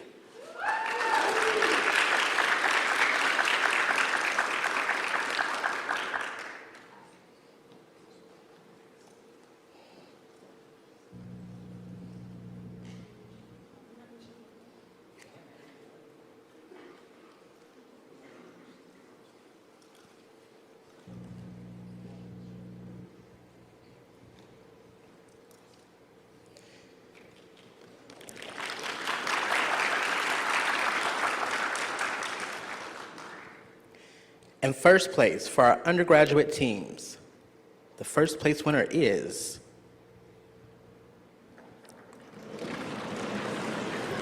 Team Savvy.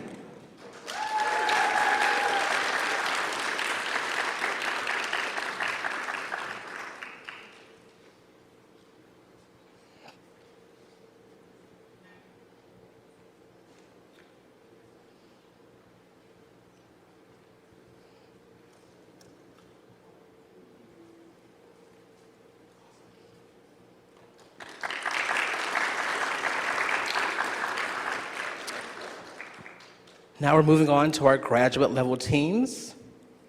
The audience choice goes to Team Tri-Gemini.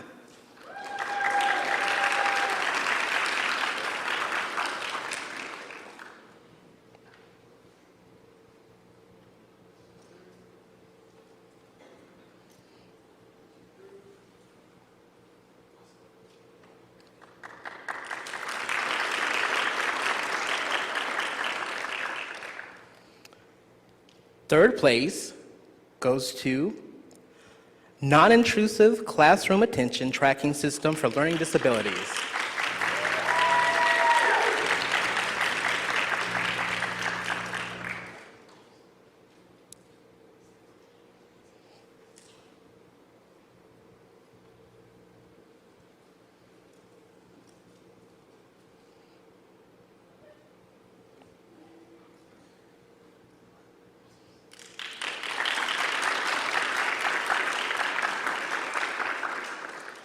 Second place goes to Team Skin Scan.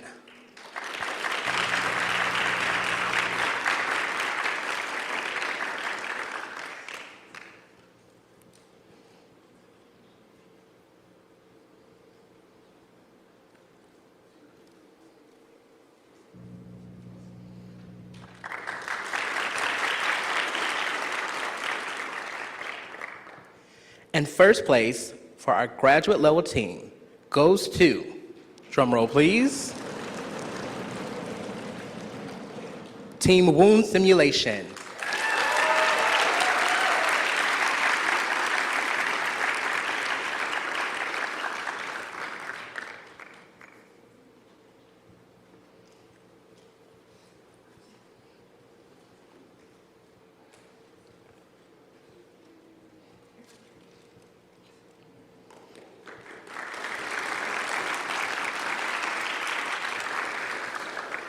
Congratulations to all of our winners. Thank you again to all of our sponsors and judges for making today happen.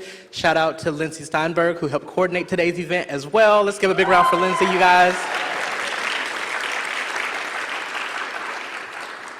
Well, that marks the end of our event. I would like to ask all of our winners, including our audience choice winners, to come back down for a large group photo over to my right. And thank you all again.